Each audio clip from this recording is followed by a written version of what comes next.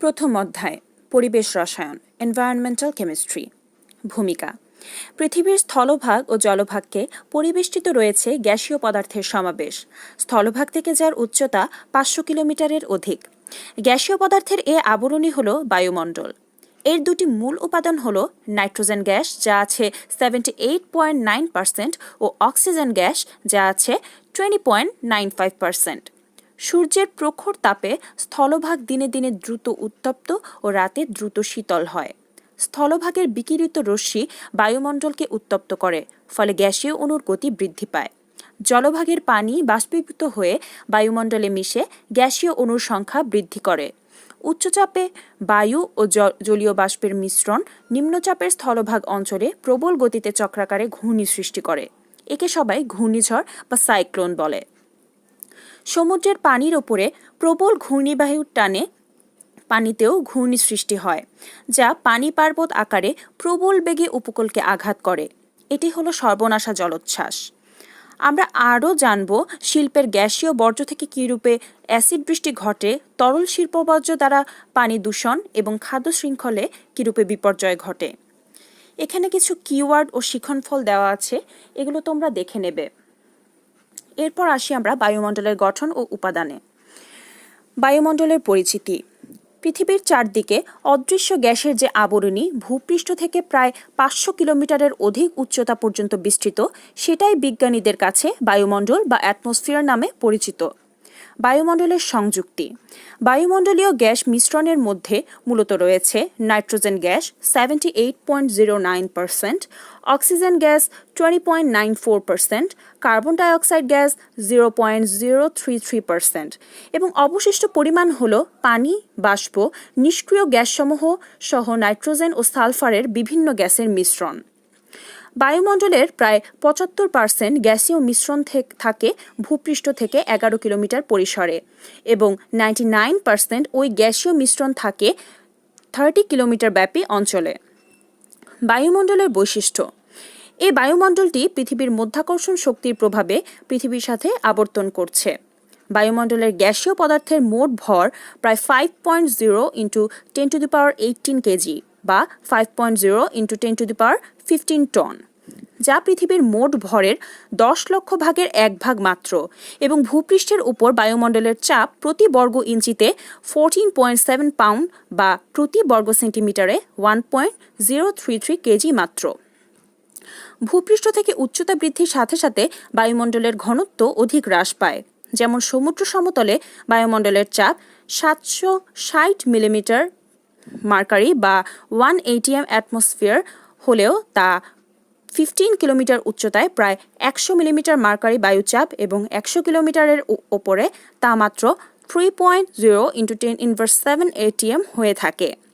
বায়ুমণ্ডলের বিস্তৃতি ধরা হয় 500 কিলোমিটার উচ্চতা পর্যন্ত। এবার আসি বায়ুমণ্ডলের গুরুত্ব। বায়ুমণ্ডলে বিভিন্ন গ্যাস যেমন কার্বন ডাইঅক্সাইড, জলীয় বাষ্প ও জৈব অজৈব পদার্থের ভাসমান কণাগুলো সূর্যরশ্মির তাপ শোষণ করে বায়ুমণ্ডলকে উত্তপ্ত রাখে। ফলে পৃথিবীতে মানুষসহ সমগ্র জীবজগতের বেঁচে থাকার পক্ষে অনুকূল তাপমাত্রা বজায় থাকে। যেমন বর্তমানে পৃথিবীর গড় তাপমাত্রা 15 ডিগ্রি সেলসিয়াস। যদি বায়ুমণ্ডলে কার্বন ডাইঅক্সাইড ও জলীয় বাষ্প ভাসমান ও কণাগুলোতে জলীয় বাষ্প ঘনীভূত হয়ে বৃষ্টিপাত ঘটায়। এ বায়ুমণ্ডলের সূর্যরশ্মি ইউভি রশ্মিকে শোষণ করে পৃথিবীর প্রাণীকুলকে এর ক্ষতিকর প্রভাব থেকে মুক্ত রাখে। সবুজ উদ্ভিদ কার্বন ডাইঅক্সাইড ও পানি থেকে শর্করা ও অক্সিজেন উৎপন্ন করে। মাটির ব্যাকটেরিয়া বায়ুর নাইট্রোজেন শোষণ করে তাকে নাইট্রেট লবণ রূপে উদ্ভিদকে যোগান দিয়ে প্রোটিন উৎপাদনে সহায়তা করে। এসব শর্করা ও প্রোটিন আমরা খাদ্যরূপে গ্রহণ করি। আবার সূর্যোদয় ও সূর্যাস্তের সময় ওই ভাসমান কণাগুলো সূর্যরশ্মি প্রতিফলন ও শোষিত আলো বিকিরণ করে আকাশে নীল রঙের চাঁদোয়া সৃষ্টি করে। বায়ুমণ্ডল অঞ্চলসমূহ। বায়ুমণ্ডলকে চাপ ও তাপমাত্রার পরিবর্তন অনুসারে 4টি স্তর বা অঞ্চলে ভাগ করা হয়, যেমন ট্রপোস্ফিয়ার, স্ট্র্যাটোস্ফিয়ার, মেসোস্ফিয়ার ও থার্মোস্ফিয়ার। ট্রপোস্ফিয়ার ভূপৃষ্ঠ থেকে 15 কিলোমিটার উচ্চতা পর্যন্ত বায়ুমণ্ডলের স্তরকে ট্রপোস্ফিয়ার বলে। এ স্তরের বায়ুচাপ 760 মিলিমিটার মার্কারি থেকে ওপর দিকে কমতে থাকে এবং তা 15 কিলোমিটার উচ্চতায় প্রায় 100 মিলিমিটার মার্কারি বায়ুচাপ থাকে। এতে তাপমাত্রাও ওপর দিকে কমতে থাকে। প্রতি কিলোমিটার উচ্চতায় তাপমাত্রা 7 ডিগ্রি সেলসিয়াস হারে হ্রাস পেয়ে 12 কিলোমিটার উচ্চতায় প্রায় -55 ডিগ্রি সেলসিয়াস বা 218 কেলভিন পর্যন্ত হয়। এই ট্রপোস্ফিয়ারে ঝড়, ঝঞ্ঝা প্রভৃতি প্রাকৃতিক বিপর্যয় ঘটে। প্রায় সব ধরনের বিমান এ অঞ্চলে চলাচল করে, তাই ট্রপোস্ফিয়ারকে ক্ষুব্ধ মণ্ডলও বলা হয়। অপরদিকে স্ট্র্যাটোস্ফিয়ার অঞ্চলে ঝড় বৃষ্টি না থাকায় স্ট্র্যাটোস্ফিয়ারকে শান্ত মণ্ডলও বলা হয়। স্ট্র্যাটোস্ফিয়ারের আবহাওয়া শুষ্ক ও শান্ত থাকায় এ অঞ্চল দিয়ে জেট বিমান চলাচল করে থাকে। সাধারণত বিমানসমূহ আকাশে 40,000 ফিট থেকে 42,000 ফিট বা 12.2 কিলোমিটার থেকে 12.8 কিলোমিটার উচ্চতায় চলাচল করে থাকে। ট্রপোস্ফিয়ার ও পরবর্তী স্ট্র্যাটোস্ফিয়ারের মধ্যবর্তী বায়ুর পাতলা স্তরে তাপমাত্রার অবস্থান্তর বা বৈপরত্য ঘটে। এ উভয় অঞ্চলের মধ্যবর্তী বায়ুর পাতলা স্তরকে ট্রপোপাউজ বলে। বায়ুমণ্ডলের ঊর্ধ্বদিকে তাপমাত্রার পরিবর্তনকে ল্যাপস রেট বলে। ট্রপোস্ফিয়ারের তাপমাত্রা ক্রমহ্রাসকে স্বাভাবিক ধরে একে পজিটিভ ল্যাপস রেট বলে। স্ট্র্যাটোস্ফিয়ার ট্রপোস্ফিয়ারের পর ওপর দিকে 15 কিলোমিটার থেকে 50 কিলোমিটার উচ্চতা পর্যন্ত বায়ুমণ্ডলের দ্বিতীয় স্ট্র্যাটোস্ফিয়ার 35 কিলোমিটার বিস্তৃত। এই স্ট্র্যাটোস্ফিয়ারের তাপমাত্রা -55 ডিগ্রি সেলসিয়াস অর 218 কেলভিন থেকে ক্রমশ বৃদ্ধি পেয়ে 50 কিলোমিটার উচ্চতায় 2 ডিগ্রি সেলসিয়াস বা 275 কেলভিন তাপমাত্রায় পৌঁছে। স্ট্র্যাটোস্ফিয়ারের উচ্চতা বৃদ্ধির সাথে সাথে তাপমাত্রার ক্রমবৃদ্ধিকে নেগেটিভ ল্যাপস রেট বলে। কিন্তু গ্যাসের ঘনত্ব ও তাপমাত্রা ট্রপোস্ফিয়ারের মতো উপরের দিকে একইভাবে কমতে থাকে, ফলে চাপ 10 মিলিমিটার মার্কারি থেকে 1 মিলিমিটার মার্কারি হয়ে থাকে। স্ট্র্যাটোস্ফিয়ারে সূর্যের আলোর মধ্যস্থ ক্ষতিকারক ইউভি রশ্মি শোষণকারী ওজোন স্তর অক্সিজেন থেকে সৃষ্টি হয়। ওজোন দ্বারা ইউভি রশ্মি শোষণের ফলে এ স্তরে তাপমাত্রার বৃদ্ধি ঘটে। এ ওজোন স্তর ছাতার মতো পৃথিবীকে আচ্ছাদন করে রাখে, ফলে পৃথিবীর প্রাণীকুল ইউভি রশ্মির ক্ষতিকারক প্রভাব থেকে মুক্ত থাকে। এরপর আসি মেসোস্ফিয়ারে। মেসোস্ফিয়ার বায়ুমণ্ডলের তৃতীয় স্তর হল 50 কিলোমিটার থেকে 85 কিলোমিটার পর্যন্ত বিস্তৃত মেসোস্ফিয়ার। স্ট্র্যাটোস্ফিয়ারের থেকে মেসোস্ফিয়ার পৃথক করে রেখেছে ট্র্যাটোপাউজ নামক পাতলা অবস্থান্তর বায়ুস্তর। এ স্তরের শুরু থেকে পূর্বের বিপরীত নিয়মে তাপমাত্রা হ্রাস পেতে থাকে এবং 83 কিলোমিটার উচ্চতায় -93 ডিগ্রি সেলসিয়াস বা 180 কেলভিন তাপমাত্রায় বায়ুমণ্ডল শীতলতম অবস্থায় পৌঁছে। মেসোস্ফিয়ারে তাপমাত্রা হ্রাসের কারণ হল এ অঞ্চলে ইউভি রশ্মি শোষণকারী O3 ও অন্যান্য রাসায়নিক পদার্থের অনুপস্থিতি। ট্রপোস্ফিয়ারের মতো মেসোস্ফিয়ারের তাপমাত্রা ক্রমশ হ্রাসের ঘটনাকে পজিটিভ ল্যাপস রেট বলে। মেসোস্ফিয়ারের শেষ প্রান্তে রয়েছে মেসোপাউজ নামক পাতলা অবস্থান্তর বায়ুস্তর। এরপরে রয়েছে আয়নোস্ফিয়ার বা থার্মোস্ফিয়ার। আমরা নিচে দেখতে পাচ্ছি এখানে কিছু চিত্র দেওয়া আছে বায়ুমণ্ডলের 4টি স্তরের চাপ ও তাপমাত্রার পরিবর্তন। এটি আমরা দেখে নেব। এরপর আসি থার্মোস্ফিয়ার। বায়ুমণ্ডলের চতুর্থ স্তর হল থার্মোস্ফিয়ার। এটি 500 কিলোমিটার উচ্চতা পর্যন্ত বিস্তৃত। এ স্তরে বিপরীতভাবে তাপমাত্রা -93 ডিগ্রি সেলসিয়াস বা 180 কেলভিন থেকে বৃদ্ধি পেয়ে থার্মোস্ফিয়ারে সৌরবিকিরণ মাত্রার উপর নির্ভর করে 427 ডিগ্রি সেলসিয়াস বা 700 কেলভিন থেকে 1727 ডিগ্রি সেলসিয়াস বা 2000 কেলভিনের মধ্যে পরিবর্তিত হয়। থার্মোস্ফিয়ারে আলো শক্তির যেমন উচ্চ শক্তি সম্পন্ন ইউভি রশ্মির প্রভাবে গ্যাসীয় অণুর বিযোজন ও ইলেকট্রন স্থানান্তরের ফলে বিভিন্ন ধনাত্মক আয়ন, পরমাণু ও অণুর মিশ্রণ থাকে। তাই এই অঞ্চলকে আয়নোস্ফিয়ারও বলা হয়। এ অঞ্চলে থাকে বিভিন্ন ধনাত্মক আয়ন যেমন N2+, O2+, O+, NO+, H+, He+ আয়ন ইত্যাদি। এরপর ওপর দিকে রয়েছে অধিক তাপমাত্রার এক্সোস্ফিয়ার। এক্সোস্ফিয়ারে H ও He দ্যাট মিন হাইড্রোজেন ও হিলিয়াম গ্যাসের পরিমাণ বেশি থাকে। এক্সোস্ফিয়ারের ওপর দিকে রয়েছে চৌম্বকোস্ফিয়ার। প্রোটন ও ইলেকট্রনের চৌম্বক ক্ষেত্রের সমন্বয়ে সৃষ্ট এই চৌম্বক ক্ষেত্র বায়ুমণ্ডলকে ঘিরে রাখে। নিম্নে আমরা একটি সারণীর মতো দেখতে পাচ্ছি, যার মধ্যে বায়ুমণ্ডলের 4টি অঞ্চল বা স্তরের পরিসর, চাপ ও তাপমাত্রার পরিবর্তন দেওয়া আছে। এটি আমরা দেখে নেব। এরপর আসি বায়ুমণ্ডলের সংযুক্তির তারতম্য, ভেরিয়েশন ইন কম্পোজিশন। সংযুক্তিগতভাবে বায়ুমণ্ডলকে হোমোস্ফিয়ার ও হেটারোস্ফিয়ার এর দুটি প্রধান মণ্ডলে ভাগ করা হয়। তাপমাত্রা ভিত্তিক ট্রপোস্ফিয়ার, স্ট্র্যাটোস্ফিয়ার ও মেসোস্ফিয়ার এই তিনটি হোমোস্ফিয়ার অন্তর্ভুক্ত এবং হেটারোস্ফিয়ার রয়েছে থার্মোস্ফিয়ার ও এক্সোস্ফিয়ার। এবার আসি হোমোস্ফিয়ার। ভূপৃষ্ঠ থেকে প্রায় 85 কিলোমিটার উচ্চতা পর্যন্ত হোমোস্ফিয়ার বিস্তৃত। এ অঞ্চল বা মণ্ডলের গ্যাসীয় সংযুক্তি সমসত্ত্বীয়ভাবে মোটামুটি স্থির থাকে, যেমন 78% নাইট্রোজেন, 21% অক্সিজেন ও 1% আর্গন সহ অন্যান্য গ্যাস। বায়ুমণ্ডলীয় শর্তে এ গ্যাস মিশ্রণ মোটামুটি আদর্শ আচরণ করে, যেমন এসব গ্যাসের শতকরা আয়তন শতকরা মোলের পরিমাণের সমান এবং প্রতি উপাদান গ্যাসের আংশিক চাপ মোল ভগ্নাংশে সমানুপাতিক হয়। উত্তপ্ত ভূপৃষ্ঠের সংস্পর্শে থাকা বায়ু ও উত্তপ্ত হয়ে আয়তনে বৃদ্ধি ও হালকা হয়। এটি ওপরের শীতল ও ভারী বায়ুতে মিশে যায় এবং শীতল ও ভারী বায়ু নিচে এসে ভূপৃষ্ঠের তাপে উত্তপ্ত হয়ে উপরের দিকে উঠে যায়। এরূপে পরিচালন প্রক্রিয়ায় শিল্প অঞ্চলের দূষিত মিশ্রিত বায়ুও স্থানান্তরিত হয়ে থাকে। হেটারোস্ফিয়ার। হোমোস্ফিয়ারের ওপরে অর্থাৎ 85 কিলোমিটারের ওপরে বায়ুমণ্ডলের উপাদান গ্যাস অণু ও আয়নের অসমসত্ব মিশ্রণ দ্বারা হেটারোস্ফিয়ার গঠিত। তাপীয় পরিবহন এক্ষেত্রে ঘটে না। তাই ভরভিত্তিক ভারী গ্যাসীয় কণাসমূহ যেমন অক্সিজেন অণু ও নাইট্রোজেন অণু দ্বারা নিচের স্তর অক্সিজেন পরমাণু দিয়ে উপরের স্তর, এরপর হিলিয়াম পরমাণু এবং সবচেয়ে উপরের স্তরে থাকে মুক্ত হাইড্রোজেন পরমাণু। হেটারোস্ফিয়ারের মধ্যস্থ নিচের অংশ ভরভিত্তিক বিভিন্ন আয়ন যেমন O+, NO+, O2+, N2+ ion ও মুক্ত ইলেকট্রনের মিশ্রণ দ্বারা আয়নোস্ফিয়ার। আয়নোস্ফিয়ার রসায়নে আলোকশক্তির প্রভাবে গ্যাসীয় অণু বিয়োজন, আলোক বিযোজন ও আলোর প্রভাবে ইলেকট্রন স্থানান্তর এ দুটি প্রক্রিয়া জড়িত। যেমন অক্সিজেনের পরমাণুকরণে নিচের মতো 4টি ধাপ থাকে। ধাপগুলি তোমরা দেখে নেবে। এসব উচ্চ শক্তির অক্সিজেন পরমাণু যখন অন্য অণু ও আয়ন কণাগুলোকে আঘাত করে তখন থার্মোস্ফিয়ারের কণাগুলোতে গড় গতিশক্তি বেড়ে যায়।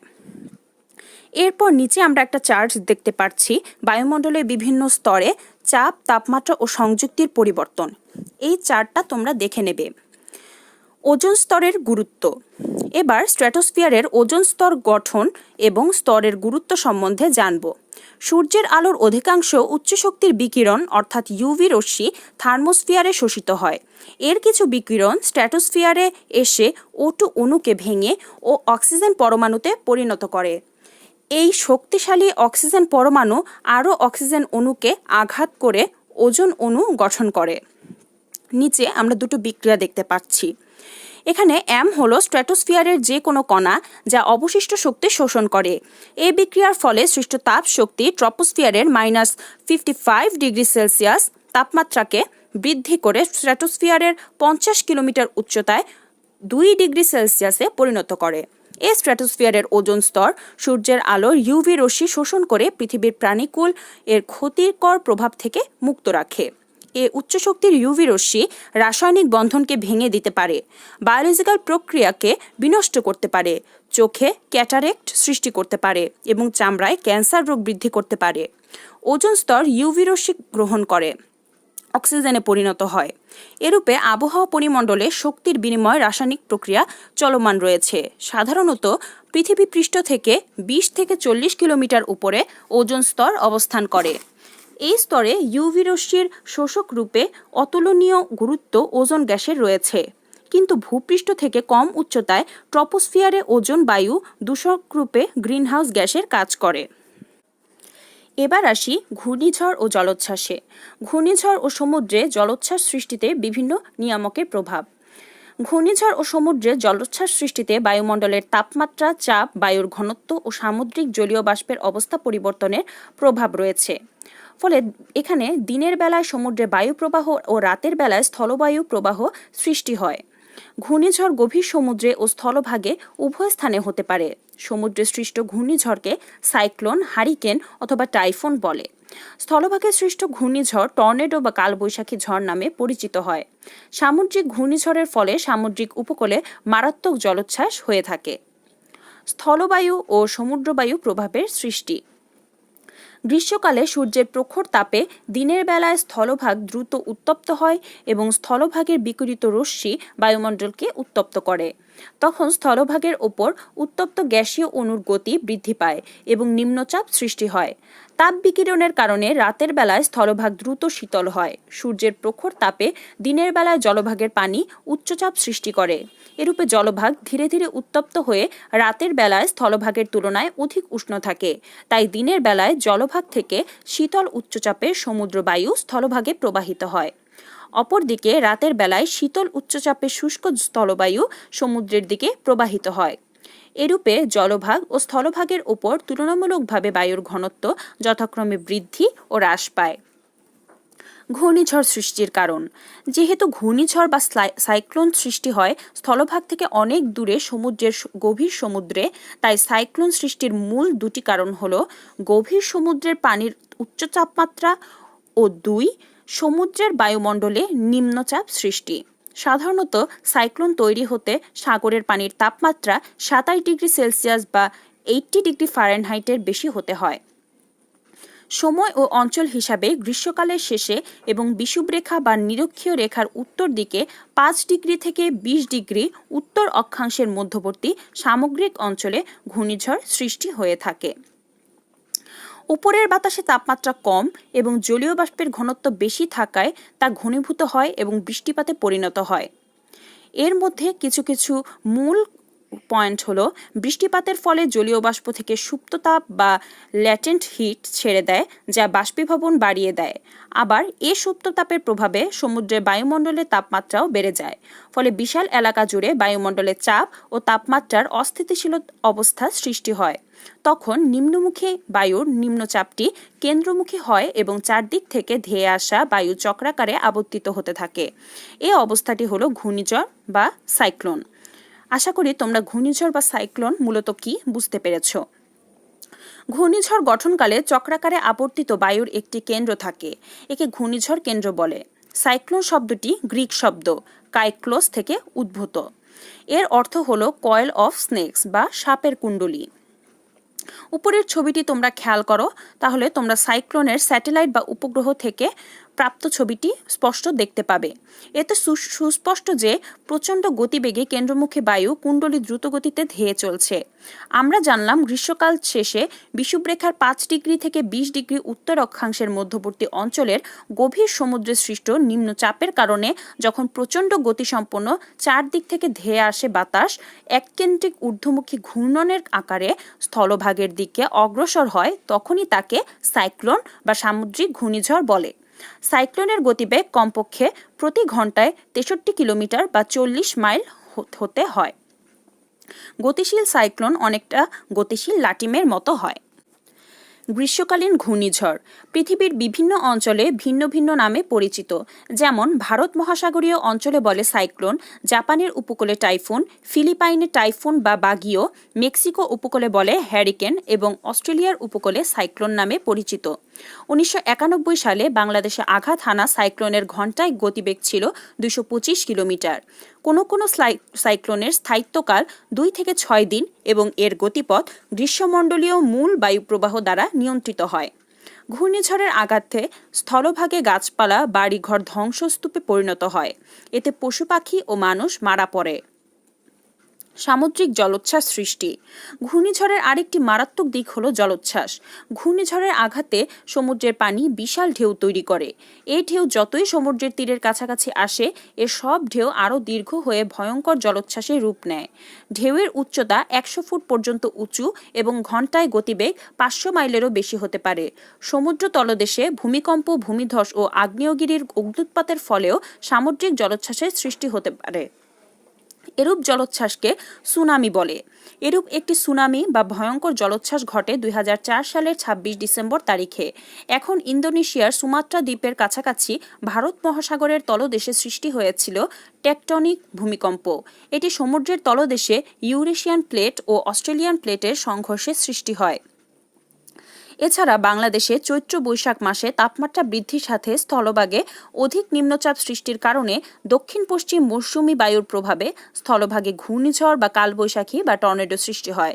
সামুদ্রিক ঘূর্ণিঝড়ের মতো টর্নেডোর ক্ষেত্রেও প্রচণ্ড বেগে বাতাস ঘূর্ণির আকারে ধুলাবালির স্তম্ভ সৃষ্টি করে প্রবাহিত হয় এবং ঘূর্ণির আবর্তে যা পড়ে তা সবই বিধ্বস্ত হয়। টর্নেডোর বিস্তার সাইক্লোনের চেয়ে অনেক কম। এর বিস্তার মাত্র কয়েক মিটার এবং দৈর্ঘ্যে 5 থেকে 30 কিলোমিটার হয়। বাংলাদেশে 1970 সালের নভেম্বর মাসে বঙ্গোপসাগরে উপকূল অঞ্চলে প্রায় 20 থেকে 25 ফুট উচ্চতায় জলোচ্ছ্বাস ঘটে। প্রলয়ঙ্কারী টর্নেডো আঘাত হানে মানিকগঞ্জের সাটুরিয়াতে। এই টর্নেডোয় গতিপথের মধ্যে যা পড়েছে তার কিছুই ধ্বংস হয়ে গিয়েছিল। বঙ্গোপসাগরে সাইক্লোনের কারণে সৃষ্ট জলোচ্ছ্বাসের ফলে উপকূলীয় বিস্তর কৃষিজমি লবণাক্ত পানিতে ডুবে যায়। বাড়িঘর গাছপালা বিধ্বস্ত হয়। অনেক মানুষ ও গৃহপালিত গরু ছাগল মারা পড়ে। এই জন্য বাংলাদেশ সরকার সাগর পাড়ে উচ্চবাঁধ নির্মাণ করে জলোচ্ছ্বাসের প্রতিকারের ব্যবস্থা নিয়েছে। বিগত 50 বছরে বিশ্বের বিভিন্ন অঞ্চলে সৃষ্ট উল্লেখযোগ্য কয়েকটি ঘূর্ণিঝড় বা সাইক্লোন, হ্যারিকেন ও টর্নেডো নিচের সারণীতে দেখানো হলো। তোমরা সারণীটি দেখে নেবে। ঘূর্ণিঝড় বা সাইক্লোন ও জলোচ্ছ্বাস সৃষ্টির মূলে রয়েছে: 1. বায়ুমণ্ডলের গ্যাসীয় পদার্থের ওপর সূর্যের তাপমাত্রার প্রভাব। সূর্যের প্রখর তাপে পৃথিবীপৃষ্ঠ উত্তপ্ত হয়ে তাপ বিকিরিত হয়। 2. এই বিকিরিত তাপ বায়ুমণ্ডলের গ্যাসের মিশ্রণকে উত্তপ্ত করে, সমুদ্রের জলরাশিকে বাষ্পীভূত করে। 3. ফলে বায়ুমণ্ডলের তাপমাত্রা বৃদ্ধির ফলে বায়ুর ঘনত্ব হ্রাস পায়, বায়ুমণ্ডলে নিম্নচাপ সৃষ্টি হয়। 4. বায়ুমণ্ডলে নিম্নচাপ সৃষ্টি হলে সাইক্লোন ও সামুদ্রিক জলোচ্ছ্বাস প্রভৃতি প্রাকৃতিক দুর্যোগ ঘটে। সুতরাং বায়ুমণ্ডলীয় প্রাকৃতিক দুর্যোগ সৃষ্টির মূলে রয়েছে বায়ুমণ্ডলের উপাদান গ্যাস, নাইট্রোজেন, অক্সিজেন ও কার্বন ডাইঅক্সাইড, পানি, বাষ্প প্রভৃতির উপর তাপমাত্রা, গ্যাসের ঘনত্ব ও চাপের প্রভাব। বিজ্ঞানীরা গ্যাসের আয়তন, ঘনত্ব ও গতিশক্তির ওপর গ্যাসের তাপমাত্রা ও চাপের প্রভাব সম্পর্কেও কিছু পরীক্ষা ও পর্যবেক্ষণ ভিত্তিক গ্যাস সূত্র প্রতিষ্ঠিত করেন। এখন আমরা গ্যাসের বৈশিষ্ট্য ও গ্যাস সূত্রসমূহে আলোচনা করব। গ্যাসীয় অবস্থা ও গ্যাসের বৈশিষ্ট্য। গ্যাস হলো সাধারণ তাপমাত্রায় ও চাপে পদার্থের একটি ভৌত অবস্থা। এ অবস্থায় আন্তঃআণবিক আকর্ষণ বল অপেক্ষা অণুসমূহের স্থানান্তর গতি অধিক হয়ে থাকে, যেমন হাইড্রোজেন গ্যাস। গ্যাসীয় অবস্থায় পদার্থের উল্লেখযোগ্য বৈশিষ্ট্য আছে, যেমন আকৃতি ও আয়তন, গ্যাসের ঘনত্ব, চাপে আয়তনের সংকোচন, তাপে আয়তনের সম্প্রসারণ, সমসত্ব মিশ্রণ ক্ষমতা। তোমরা এই পয়েন্টগুলো আকারে এর কার্যক্রমগুলো দেখে নেবে। গ্যাস সূত্রসমূহ। বিজ্ঞানীরা গ্যাসের ভৌত ধর্মভিত্তিক পরিবর্তনশীল 4টি রাশি, যেমন গ্যাসের মোল সংখ্যা, আয়তন, চাপ ও তাপমাত্রা প্রভৃতির যে কোনো দুটি রাশিকে স্থির রেখে অপর দুটি রাশির মধ্যে পরীক্ষা নিরীক্ষা করে কিছু সম্পর্ক উপস্থাপন করেছেন, যা গ্যাস সূত্র নামে পরিচিত। গ্যাসের 4টি পরিবর্তনশীল রাশির মধ্যে স্থাপিত 3টি মূল সম্পর্ক হল বয়েলের সূত্র, চার্লসের সূত্র ও অ্যাভোগাড্রো সূত্র। এই 3টি সূত্রের সমন্বয়ে গাণিতিকভাবে প্রাপ্ত গ্যাসের মোল সংখ্যা, চাপ, আয়তন ও তাপমাত্রার মাত্রিক সম্পর্কটি আদর্শ গ্যাস সমীকরণ নামে পরিচিত। যদিও প্রকৃতপক্ষে আদর্শ গ্যাস বলে কিছু নেই। সাধারণত গ্যাস যেমন নাইট্রোজেন, অক্সিজেন, হাইড্রোজেন ও নোবেল গ্যাস, হিলিয়াম NE ইত্যাদি বাস্তব গ্যাসসমূহ সাধারণ তাপমাত্রা ও চাপে মোটামুটিভাবে আদর্শ গ্যাসের মতো আচরণ করে। এখানে বিশেষ দ্রষ্টব্য হলো বর্তমান একাদশ ও দ্বাদশ শ্রেণীর পাঠ্যসূচি বা সিলেবাসে পদার্থের গ্যাসীয় অবস্থা ও গ্যাসের সূত্রসমূহ অন্তর্ভুক্ত আছে, পদার্থের তরল ও কঠিন অবস্থা অন্তর্ভুক্ত নেই। এবার আমরা পড়ব হলো গ্যাসের আয়তন, চাপ ও তাপমাত্রার একক। আয়তন। কোনো পাত্রের যে আয়তনের মধ্যে গ্যাসের অণুসমূহ ইতস্তত ছোটাছুটি করে তাকে ওই গ্যাস দ্বারা দখলকৃত আয়তন বলে। গ্যাসের আয়তন তাপমাত্রা ও চাপের উপর নির্ভরশীল। গ্যাসের আয়তনকে V দ্বারা প্রকাশ করা হয়। গ্যাসের আয়তন পরিমাপের বিভিন্ন একক ও তাদের সম্পর্ক নিম্নরূপ। আয়তন। SI এককে গ্যাসের আয়তনকে ঘনমিটার বা ঘন ডেসিমিটার বা ঘন সেন্টিমিটার দ্বারা প্রকাশ করা হয়। এছাড়া আয়তনকে লিটার বা মিলিলিটারে প্রকাশ করা হয়। একক সমূহের সম্পর্ক নিচে বিশদভাবে দেওয়া আছে, তোমরা এই সম্পর্কগুলো শিখে নেবে। চাপ। গ্যাস পাত্রে গ্যাসের অণুসমূহ অবিরত ইতস্তত ছোটাছুটি করার ফলে গ্যাসের পাত্রের একক ক্ষেত্রফলের উপর গ্যাস অণুসমূহ যে বল প্রয়োগ করে তাকে গ্যাসের চাপ বলে। বহুকাল থেকে গ্যাসের চাপের একক বায়ুচাপ বা বায়ুমণ্ডল বা অ্যাটমসফিয়ার ব্যবহৃত হয়ে আসছে।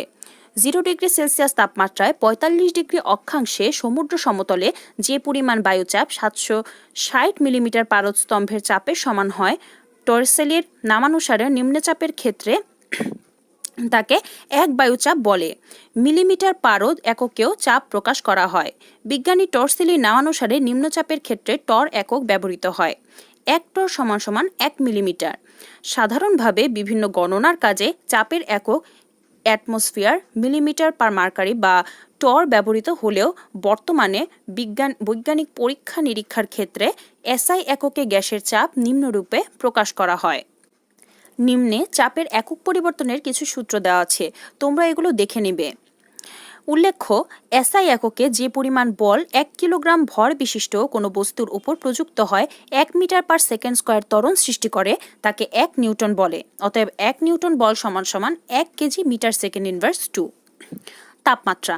বহুকাল যাবৎ তাপমাত্রা প্রকাশের জন্য সেলসিয়াস স্কেল ও ফারেনহাইট স্কেল ব্যবহৃত হয়ে আসছে। বর্তমানে সেলসিয়াস স্কেলের ঋণাত্মক মানকে ধনাত্মক মানে পরিবর্তন করার জন্য পরম তাপমাত্রা স্কেল নামক নতুন স্কেল প্রবর্তিত হয়েছে। এটিকে তাপমাত্রার কেলভিন স্কেলও বলা হয়। সেলসিয়াস স্কেলের তাপমাত্রার প্রতীক টি এবং কেলভিন স্কেল তাপমাত্রার প্রতীক ক্যাপিটাল টি ধরা হয়। কিন্তু সেলসিয়াস তাপমাত্রাকে ডিগ্রি সেলসিয়াস রূপে এবং কেলভিন তাপমাত্রাকে কে রূপে উল্লেখ করা হয়। যেমন কক্ষ তাপমাত্রা টি সমান সমান 25 ডিগ্রি সেলসিয়াস বা টি সমান সমান 298 কেলভিন। সেলসিয়াস স্কেল ও কেলভিন স্কেলে তাপমাত্রার পারস্পরিক সম্পর্ক নিম্নে উল্লেখ করা হলো। সম্পর্কটি তোমরা দেখে নেবে। বর্তমানে গ্যাসের মোলার আয়তন প্রকাশের দুটি পদ্ধতি আছে, 1 এসটিপি পদ্ধতি এবং 2 এসএটিপি পদ্ধতি। এসটিপি এর পুরো নাম স্ট্যান্ডার্ড টেম্পারেচার অ্যান্ড প্রেশার। এই পদ্ধতিতে আদর্শ তাপমাত্রা 0 ডিগ্রি সেলসিয়াস বা 273 ক্যালভিনে আদর্শ চাপ 1 এটিএম বা 101.325 কিলো প্যাসকেল ধরা হয়। এসটিপিতে গ্যাসের মোলার আয়তন হয় ভিএম সমান সমান 22.414 লিটার মোল ইনভার্স 1। এসএটিপি পদ্ধতি। এসএটিপি এর পুরো নাম standard ambient temperature and pressure. Ambient শব্দের অর্থ হলো পারস্পরিক বা আবহমণ্ডল বা কক্ষ।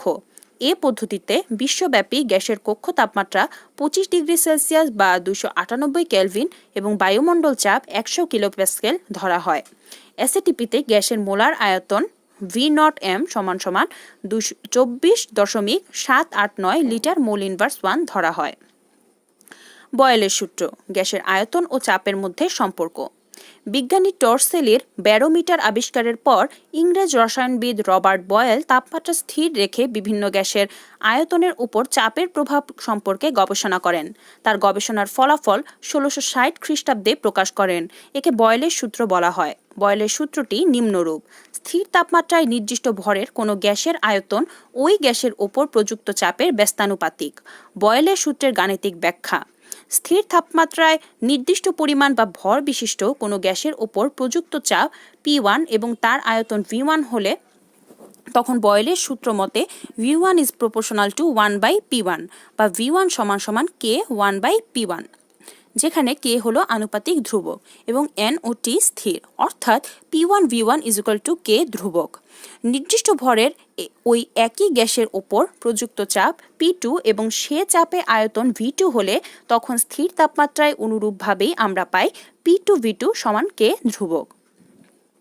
এখন সমীকরণের মাধ্যমে আমরা যে সূত্রটা পাই তা হলো P1 V1 সমান সমান P2 V2। পরীক্ষা ও পর্যবেক্ষণ ডাটা। এখানে একটি পরীক্ষা দেওয়া আছে। পরীক্ষাটি হলো বয়েলের সূত্রের সত্যতা যাচাইয়ের পরীক্ষা, যেখানে আমরা মার্কারির সাহায্যে এই পরীক্ষাটা করেছি। এই পরীক্ষাটা কিভাবে করা হয়েছে এটা আমরা দেখে নেব। এটা তোমরা নিজেরা দেখে নেবে। এরপর এই সূত্রের যে 3 ধরনের লেখাকে সমষ্ণ লেখা বা আইসোথার্ম বলে। এখানে উপরে উল্লিখিত যে চিত্র দেওয়া আছে এই 3 ধরনের লেখকে সমষ্ণী লেখ বা আইসোথার্ম বলে। গ্যাসের V বনাম 1/P লেখচিত্র মতে গ্যাসের আচরণ ও সরলরৈখিক গ্রাফিক্যাল বৈশিষ্ট্য থেকে জ্যামিতিক সমীকরণ y সমান mx প্লাস c এবং বয়েলের সূত্রের গাণিতিক সমীকরণ PV সমান K সাদৃশ্য রয়েছে। এক্ষেত্রে y সমান V, m সমান K সমান সরলরেখার ঢাল, x সমান 1/P এবং c সমান 0। এভাবে করে এখানকার সমীকরণগুলো ব্যাখ্যা করা হয়েছে। তোমরা এই সমীকরণের গাণিতিক ব্যাখ্যাগুলো দেখে নেবে। এরপর আসছে গ্যাসের আয়তন V বনাম চাপ P এর লেখচিত্র। নির্দিষ্ট তাপমাত্রায় নির্দিষ্ট ভরের কোনো গ্যাসের উপর বিভিন্ন চাপ প্রয়োগ করে এবং বিভিন্ন চাপে ওই গ্যাসের আয়তন লিপিবদ্ধ করে X অক্ষকে চাপ ও Y অক্ষকে আয়তন ধরে লেখচিত্র অঙ্কন করা হয়েছে। এখানে তোমরা লেখচিত্র দেখতে পাচ্ছ। লেখচিত্রের আকৃতি হলো অর্ধবৃত্তীয়। স্থির তাপমাত্রায় যে প্রক্রিয়া সম্পন্ন করা হয় তাকে সমতাপীয় প্রক্রিয়া বলে। এ কারণে প্রাপ্ত অধিবৃত্তীয় রেখাসমূহকে সমতাপ রেখা বা সমষ্ণ লেখা বা আইসোথার্ম বলা হয়। গ্রিক ভাষায় আইসো শব্দের অর্থ হচ্ছে একই বা সমান, থার্ম শব্দের অর্থ তাপমাত্রা। এরপর আসছে গ্যাসের V বনাম P ইনভার্স 1 এর লেখচিত্র এবং PV বনাম P লেখচিত্র। এক্ষেত্রে উল্লেখ্য যে গ্যাসের বেলায় বয়েলের সূত্র উচ্চ তাপমাত্রায় ও কম চাপে বিশেষভাবে প্রযোজ্য, কিন্তু নিম্ন তাপমাত্রায় ও উচ্চ চাপে এ সূত্র হতে বিচ্যুতি দেখা যায়। এখানকার লেখগুলো তোমরা ভালোভাবে দেখে নেবে। এরপর আসি আমরা দক্ষতায়। এক্ষেত্রে গ্যাসের N ও T স্থির, P ও V এর পরিবর্তন ঘটেছে, তাই গ্যাসীয় বয়েলের সূত্রের প্রযোজ্য। প্রশ্ন আসতে পারে, হঠাৎ করে কেন দক্ষতার কথা বললাম? কারণ এখন আমরা বয়েলের সূত্র প্রয়োগে গাণিতিক সমাধান করব।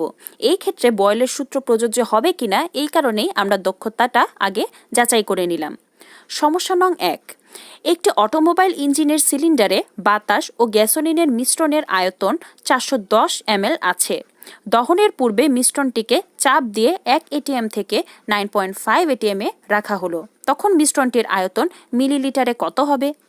এর সমাধানটি দেওয়া আছে, এর সাথেই নিচে তোমরা এই সমাধানটি দেখে নেবে। এরপর আমরা যাই দ্বিতীয় সমস্যায়। স্থির তাপমাত্রায় ও 1 atm চাপে কোনো নির্দিষ্ট ভরের অক্সিজেন গ্যাসের আয়তন 3.15 লিটার হয়।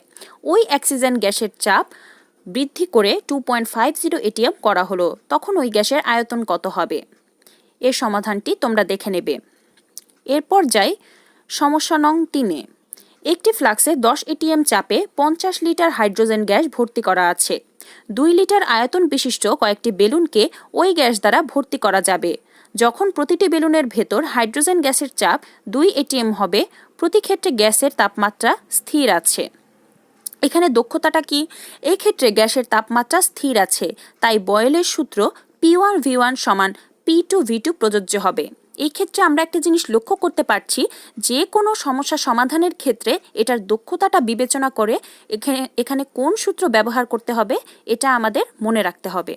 এটার সমাধান আমরা দেখে নেব। এরপর আসি আমরা সমস্যা নং 4-এ। নির্দিষ্ট তাপমাত্রায় ও 1 atm চাপে কয়েকটি মার্বেল সহ গ্যাসের আয়তন 200 ml হয়। তাপমাত্রা অপরিবর্তিত রেখে চাপকে দ্বিগুণ করা হলে ওই মার্বেল সহ গ্যাসের আয়তন হ্রাস পেয়ে 105 ml হয়। ওই মার্বেলের আয়তন কত? এই ক্ষেত্রে তোমাদেরকে দক্ষতা বের করে সমাধানের কাজটি দিয়ে দিলাম। এরপর আসি সমস্যা নং 5-এ। স্থির তাপমাত্রায় 1 বায়ুমণ্ডল চাপে রক্ষিত 100 ml হাইড্রোজেন গ্যাসের ওপর চাপ বৃদ্ধি করলে এর আয়তন 76 ml হয়। গ্যাসের চাপ বৃদ্ধির পরিমাণ নির্ণয় করো। একইভাবে দক্ষতা যাচাই করে সমস্যাটি সমাধান করবে। এরপর আসি সমস্যা নং 6-এ। স্থির বায়ুমণ্ডলীয় অঞ্চলে 1.8 atm চাপে একটি বেলুনের 2.0 মিটার কিউব হাইড্রোজেন গ্যাস ভর্তি করে উড়িয়ে দেওয়া হলো। গ্যাসের এ আয়তন বেলুনটির সর্বোচ্চ প্রসারণ ক্ষমতার 9/10 অংশ। বেলুনটি কত উপরে উঠে ফেটে যাবে? ভূপৃষ্ঠ থেকে প্রতি মিটার উচ্চতায় বায়ুমণ্ডলের চাপ 0.044 মিটার মার্কারি হ্রাস পায়। এটার সমাধানটাও তোমরা দেখে নিও। এরপর আমরা আসছি বয়েলের সূত্রের অনুসিদ্ধান্তে। স্থির তাপমাত্রায় গ্যাসের ঘনত্বের ওপর চাপের প্রভাব। বয়েলের সূত্র মতে স্থির তাপমাত্রায় নির্দিষ্ট ভরের কোনো গ্যাসের আয়তন ওই গ্যাসের ওপর প্রযুক্ত চাপের ব্যস্তানুপাতিক হয়। অর্থাৎ গ্যাসের চাপ বৃদ্ধি করলে গ্যাসের আয়তন হ্রাস পায়, ফলে গ্যাসীয় ঘনত্ব বৃদ্ধি পায়। এখানে কিভাবে গ্যাসীয় ঘনত্বটি বৃদ্ধি পায় সেটাই গাণিতিকভাবে ব্যাখ্যা করা হয়েছে, তোমরা এটা দেখে নেবে। এখানে পরিশেষে যা বলা আছে, অর্থাৎ স্থির তাপমাত্রায় নির্দিষ্ট ভরের কোনো গ্যাসের ঘনত্ব ওই গ্যাসের ওপর প্রযুক্ত চাপের সমানুপাতিক। অর্থাৎ স্থির তাপমাত্রায় গ্যাসের চাপ বাড়ালে ঘনত্ব সমভাবে বাড়ে। অতএব P1/P2 সমান D1/D2। স্থির তাপমাত্রায়। এখানে আমরা আরেকটি সূত্র পেয়ে গেলাম। এখানে কিছু বয়েলের সূত্রভিত্তিক সমস্যা দেওয়া আছে। এই সমস্যাগুলো তোমরা সমাধান করবে, নিজে নিজে করার চেষ্টা করবে। চার্লসের সূত্র, গ্যাসের আয়তন ও তাপমাত্রার মধ্যে সম্পর্ক। রবার্ট বয়েলের পরীক্ষাগত স্থির তাপমাত্রায় গ্যাসের চাপ ও আয়তনের মধ্যে বিপরীত সম্পর্ক স্থাপনের পর প্রশ্ন দেখা দিল যে গ্যাসের আয়তন শুধু তাপমাত্রার উপর নির্ভর করে না। অভিজ্ঞতা প্রমাণ করে তাপমাত্রার উপরও গ্যাসের আয়তন নির্ভরশীল। তাপমাত্রা বৃদ্ধি করলে নির্দিষ্ট পরিমাণ গ্যাসের আয়তনও বৃদ্ধি পায়। 1787 খ্রিস্টাব্দে ফ্রান্স বিজ্ঞানী চার্লস ও 1802 খ্রিস্টাব্দে গে লুকাস পৃথকভাবে তাপমাত্রার সাথে গ্যাসের আয়তন সম্পর্ক জানতে পারেন। আমরা এখন গ্যাসের আয়তন ও তাপমাত্রার মধ্যে থাকা সম্পর্কটি পরীক্ষা করে জানতে চেষ্টা করব। চিত্র 1.7 ক মতে এক প্রান্তে বদ্ধ বা সিল্ড করা বড় আকারের একটি শক্ত কাঁচ নলে নির্দিষ্ট পরিমাণ বায়ুকে মার্কারি প্লাগ দিয়ে আবদ্ধ করে ওয়াটার বাথে ডুবিয়ে রাখা হলো। এটিকে বরফ দিয়ে শীতল করে আইস ওয়াটার বাথ ও হিটার দিয়ে উত্তপ্ত করে বয়েলিং ওয়াটার বাথ করা যাবে। প্রতিবার পানির তাপমাত্রা পরিবর্তনের সাথে আবদ্ধ বায়ুর আয়তনকে ওই কাঁচনলের দৈর্ঘ্য থেকে পরিমাপ করে সারণী 1.4-এ রেকর্ড করা হয়। এক্ষেত্রে আবদ্ধ গ্যাস স্থির চাপে আছে, কারণ মার্কারি প্লাগের উপর বায়ুমণ্ডলের চাপ স্থির আছে। উপরিউক্ত চিত্রে আমরা এই কার্যকলাপটি খুব সুনিপুণভাবে দেখতে পাচ্ছি। এরূপ মানসম্মত কিছু ডাটা নিয়ে, যেমন 1 atm চাপে নির্দিষ্ট ভরের কোনো গ্যাসের বেলায় বিভিন্ন তাপমাত্রায় রেকর্ডকৃত ওই গ্যাসের বনাম তাপমাত্রা সারণী 1.4 মতে লেখচিত্র অঙ্কন করলে একটি সরল রেখা পাওয়া যায়।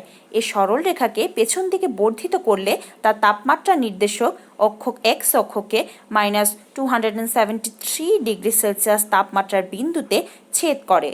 অর্থাৎ ওই -273 ডিগ্রি সেলসিয়াস তাপমাত্রায় ওই গ্যাসের আয়তন নির্দেশক ওয়াই অক্ষের মান 0 হয়। অর্থাৎ তাত্ত্বিকভাবে -273 ডিগ্রি সেলসিয়াস তাপমাত্রায় গ্যাসের আয়তন 0 হয় বোঝায়। এই পরীক্ষা থেকে জানা যায় নির্দিষ্ট চাপে নির্দিষ্ট ভরের কোনো গ্যাসের আয়তনের তাপমাত্রা বৃদ্ধির সাথে সমানুপাতিক হারে বৃদ্ধি পায়। ওই একই গ্যাসকে ভিন্ন পরিমাণে এবং ভিন্ন চাপে রেখে তাপমাত্রা পরিবর্তন করলে প্রতি ক্ষেত্রে প্রাপ্ত সরল রেখা বর্ধিত অবস্থায় -273 ডিগ্রি সেলসিয়াসে এক্স অক্ষকে ছেদ করে। অর্থাৎ 0 ডিগ্রি সেলসিয়াস তাপমাত্রায় কোনো নির্দিষ্ট মোল পরিমাণের গ্যাসের আয়তন V0 হলে তাপমাত্রা হ্রাসের সাথে তা সমানুপাতিক হারে হ্রাস পেয়ে -273 ডিগ্রি সেলসিয়াস তাপমাত্রায় ওই গ্যাসের আয়তন 0 হয়। তখন প্রতি ডিগ্রি সেলসিয়াস তাপমাত্রায় গ্যাসের আয়তন হ্রাসের পরিমাণ V0/273 হয়। আবার যে কোনো তাপমাত্রা T ডিগ্রি সেলসিয়াসে ওই গ্যাসের আয়তন VT ধরে আমরা গাণিতিকভাবে পাই VT সমান V0 প্লাস V0 × T/273। তখন -273 ডিগ্রি সেলসিয়াস এবং 273 ডিগ্রি সেলসিয়াসে ওই গ্যাসের আয়তন যথাক্রমে 0 এবং দ্বিগুণ 2V0 হয়। যেমন V-273 সমান একটি সমীকরণ দেওয়া আছে, যার মধ্যে এটা স্পষ্টত যে এটা সমান সমান 2V0। এক্ষেত্রে V0/273 অনুপাতকে গ্যাসের আয়তন প্রসারাঙ্ক বা গ্যাসের আয়তন হ্রাসের গুণাঙ্ক বলে। চার্লস ও গে লুকাসের সংশ্লিষ্ট পরীক্ষা নিরীক্ষার প্রায় 50 বছর পরে 1854 খ্রিস্টাব্দে উইলিয়াম থমসন লর্ড কেলভিন গ্যাসের আয়তন V ও তাপমাত্রা হ্রাস বৃদ্ধির ওপর পরীক্ষার সরলরৈখিক সম্পর্কে ভিত্তি করে পরম তাপমাত্রা স্কেল উদ্ভাবন করেন। পরবর্তীকালে বিজ্ঞানীরা পরম তাপমাত্রা স্কেলকে তাপমাত্রার কেলভিন স্কেল নাম দেন। পরম তাপমাত্রা স্কেল ও পরম শূন্য তাপমাত্রা। পরম তাপমাত্রা বা কেলভিন স্কেলের শূন্য বিন্দুকে -273.15 ডিগ্রি সেলসিয়াস ও কেলভিন স্কেলে প্রতি ডিগ্রির দূরত্ব সমান। বরফের গলনাঙ্ককে 273 কেলভিন ও পানির স্ফুটনাঙ্ককে 373 কেলভিন ধরা হয়েছে। কেলভিন বা পরম তাপমাত্রা স্কেলের সর্বনিম্ন তাপমাত্রা 0 কেলভিন বা -273.15 ডিগ্রি সেলসিয়াসকে পরম শূন্য তাপমাত্রা বলা হয়। কারণ এ তাপমাত্রার নিচে গ্যাসের আয়তনের মান ঋণাত্মক হতে হয়, যা বাস্তবে অসম্ভব। কেলভিন তাপমাত্রাকে ক্যাপিটাল টি এবং সেলসিয়াস তাপমাত্রার সাথে 273 যোগ করে কেলভিন তাপমাত্রা একক প্রকাশ করা হয়। সুতরাং টিকে সমান 273 প্লাস টি ডিগ্রি সেলসিয়াস। বর্তমানে গ্যাসের আয়তন তাপমাত্রার সম্পর্ককে চার্লসের সূত্র নামে নিম্নরূপে বিবৃত করা হয়। চার্লসের সূত্র: স্থির চাপে নির্দিষ্ট ভরের কোনো গ্যাসের আয়তন এর পরম তাপমাত্রা বা কেলভিন তাপমাত্রার সমানুপাতিক হয়। চার্লসের সূত্রের গাণিতিক ব্যাখ্যা: স্থির চাপে নির্দিষ্ট পরিমাণ কোনো গ্যাসের কেলভিন তাপমাত্রা টি ও আয়তন ভি হলে তখন চার্লসের সূত্র মতে V is proportional to T. এখানে এন ও পি স্থির আছে, বা V is equal to KT বা V by T is equal to K. সমীকরণ 1। এখানে কে হলো আনুপাতিক ধ্রুবক। নির্দিষ্ট ভরের ওই একই গ্যাসে T1 তাপমাত্রায় আয়তন V1 হলে তখন স্থির চাপে অনুরূপভাবে পাই V1 by T1 is equal to K, যা সমীকরণ 2। এই দুই সমীকরণকে কম্বিনেশন করে আমরা পাই V by T is equal to V1 by T1। অতএব দুটি ভিন্ন কেলভিন তাপমাত্রায় চার্লসের সূত্রের গাণিতিক সমীকরণ হলো V by T is equal to V1 by T1। এক্ষেত্রে টি বৃদ্ধি করলে ভি বৃদ্ধি পায়, তা স্থির চাপে যে কোনো পরিমাণ এন গ্যাসের জন্য প্রযোজ্য। এখানে জেনে রাখা দরকার যে গ্যাসের সূত্রভিত্তিক গণনার বেলায় তাপমাত্রাকে সবসময় কেলভিন স্কেলে রূপান্তর করতে হয়। সেলসিয়াস এককের সূত্র মতে গণনা মিলবে না। যেমন 1 মোল গ্যাসকে 200 কেলভিন থেকে 400 কেলভিন তাপমাত্রায় উত্তপ্ত করলে এর আয়তন দ্বিগুণ হয়, কিন্তু 200 ডিগ্রি সেলসিয়াস থেকে 400 ডিগ্রি সেলসিয়াসের আয়তন 1.42 গুণ বাড়ে, অর্থাৎ তা মোট হয় 1.42।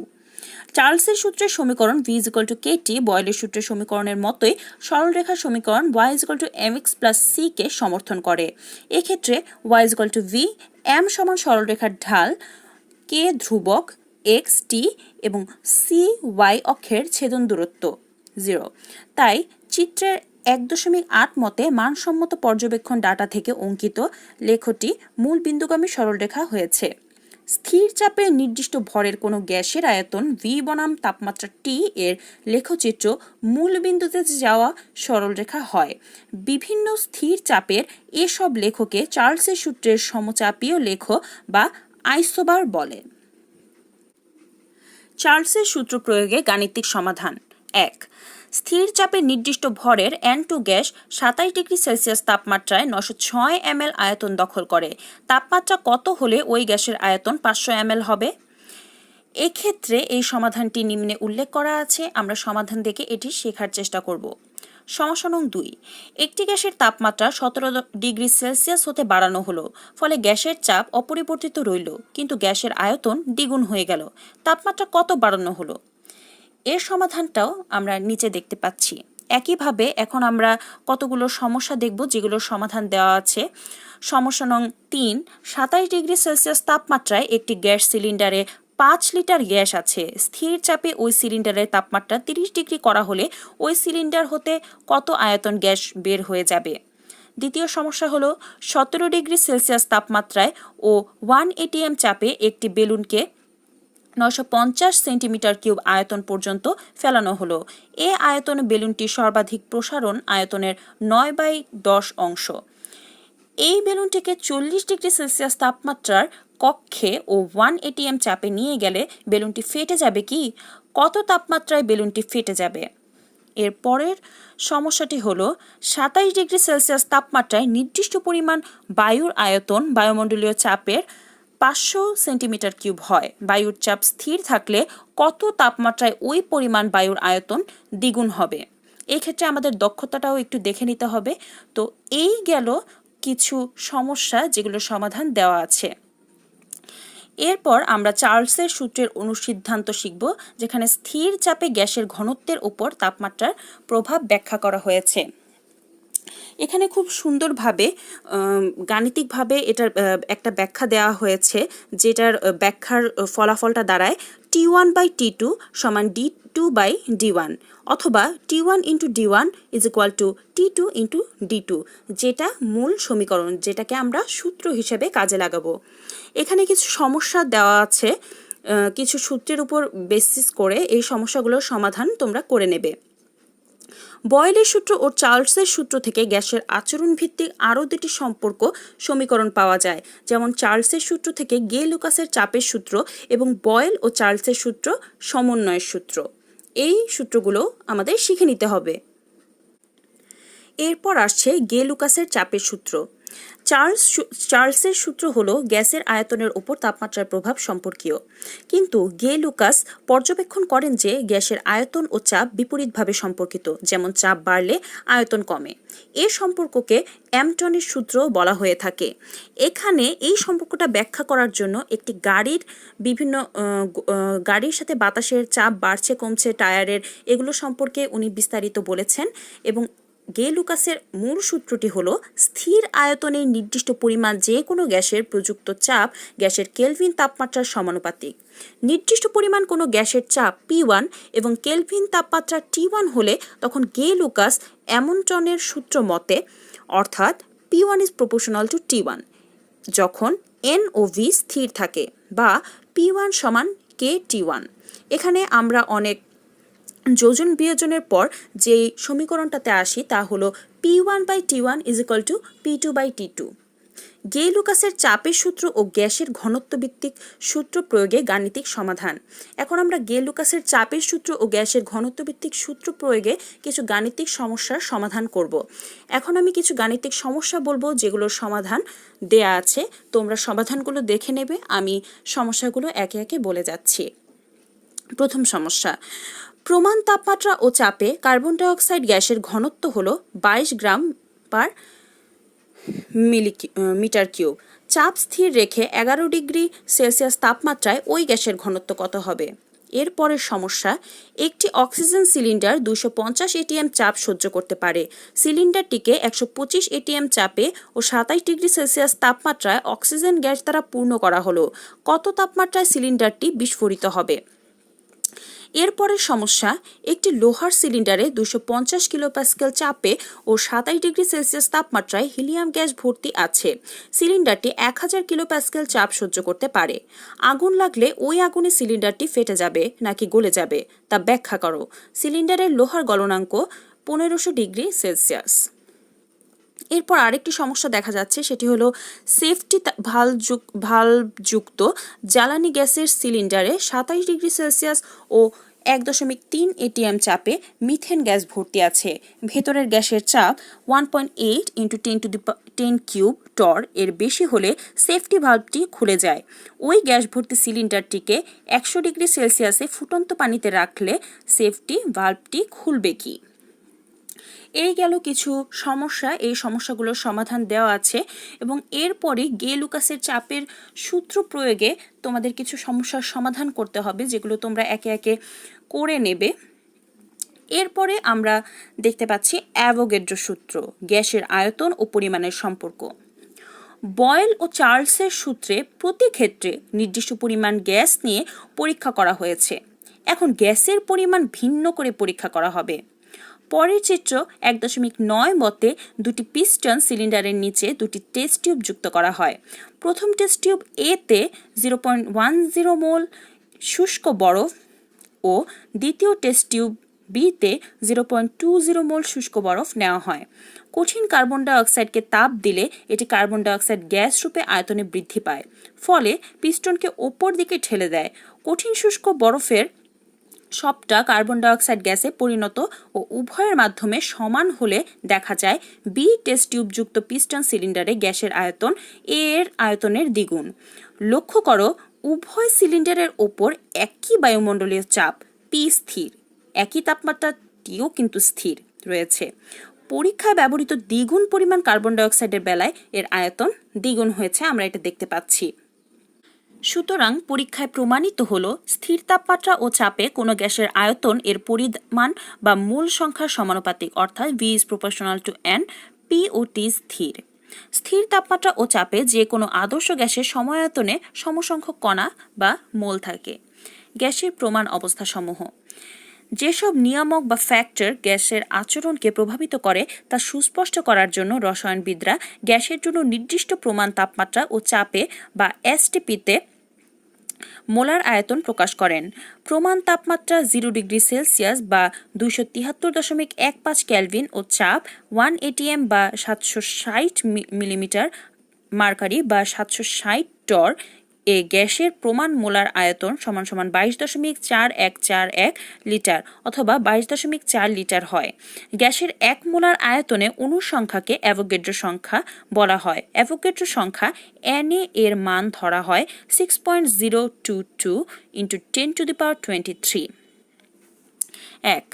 1 মোল অণু সমান 1 গ্রাম আণবিক ভর সমান 6.022 × 10⁻23টি অণু। 2 1 মোল পরমাণু সমান 1 গ্রাম পারমাণবিক ভর সমান 6.022 × 10⁻23টি পরমাণু।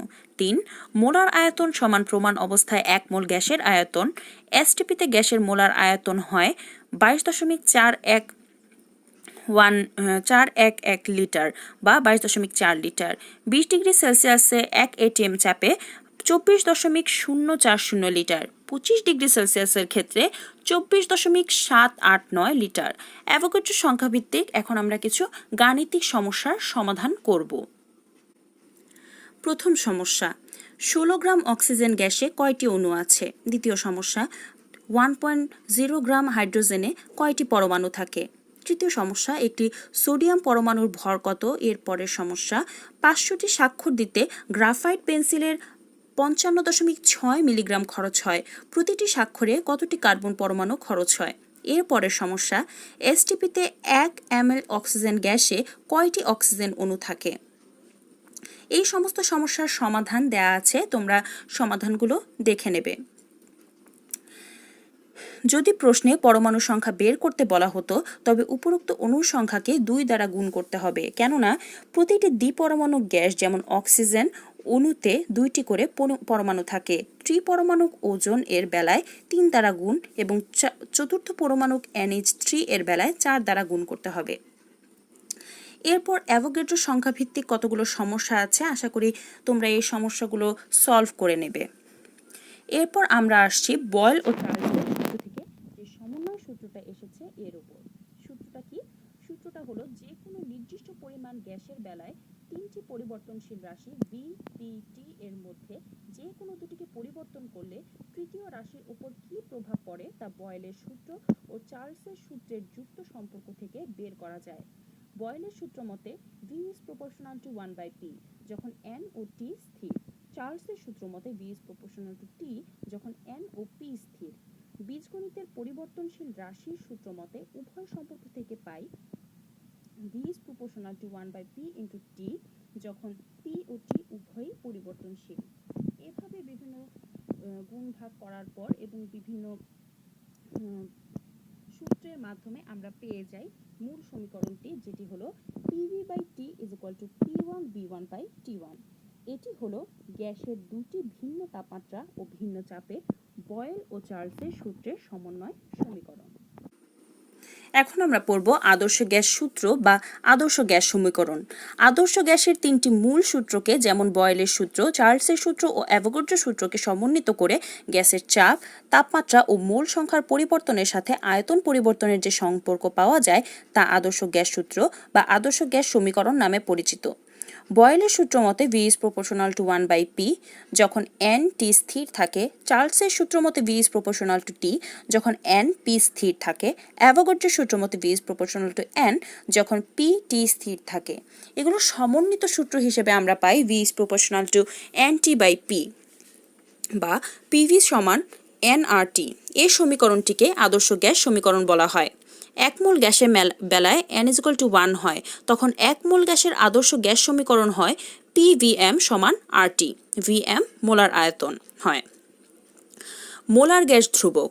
আদর্শ গ্যাস সমীকরণ PV is equal to nRT এর ধ্রুবক R কে সার্বজনীন গ্যাস ধ্রুবক বা মোলার গ্যাস ধ্রুবক বলে, কারণ একই তাপমাত্রা ও চাপে 1 মোল যে কোনো গ্যাসের মোলার আয়তন সমান হওয়ায় সব গ্যাসের বেলায় ওই গ্যাসকে ধ্রুবকের মান একই থাকে। তোমরা অবশ্যই পাশে বক্সে যে জিনিসগুলো দেওয়া আছে বিভিন্ন সূত্র, এগুলো পড়ে নেবে। মোলার গ্যাস ধ্রুবক আর এর তাৎপর্য। মোলার গ্যাস ধ্রুবক আর এর তাৎপর্য এর বিভিন্ন পদের মাত্রা থেকে বের করা যায়।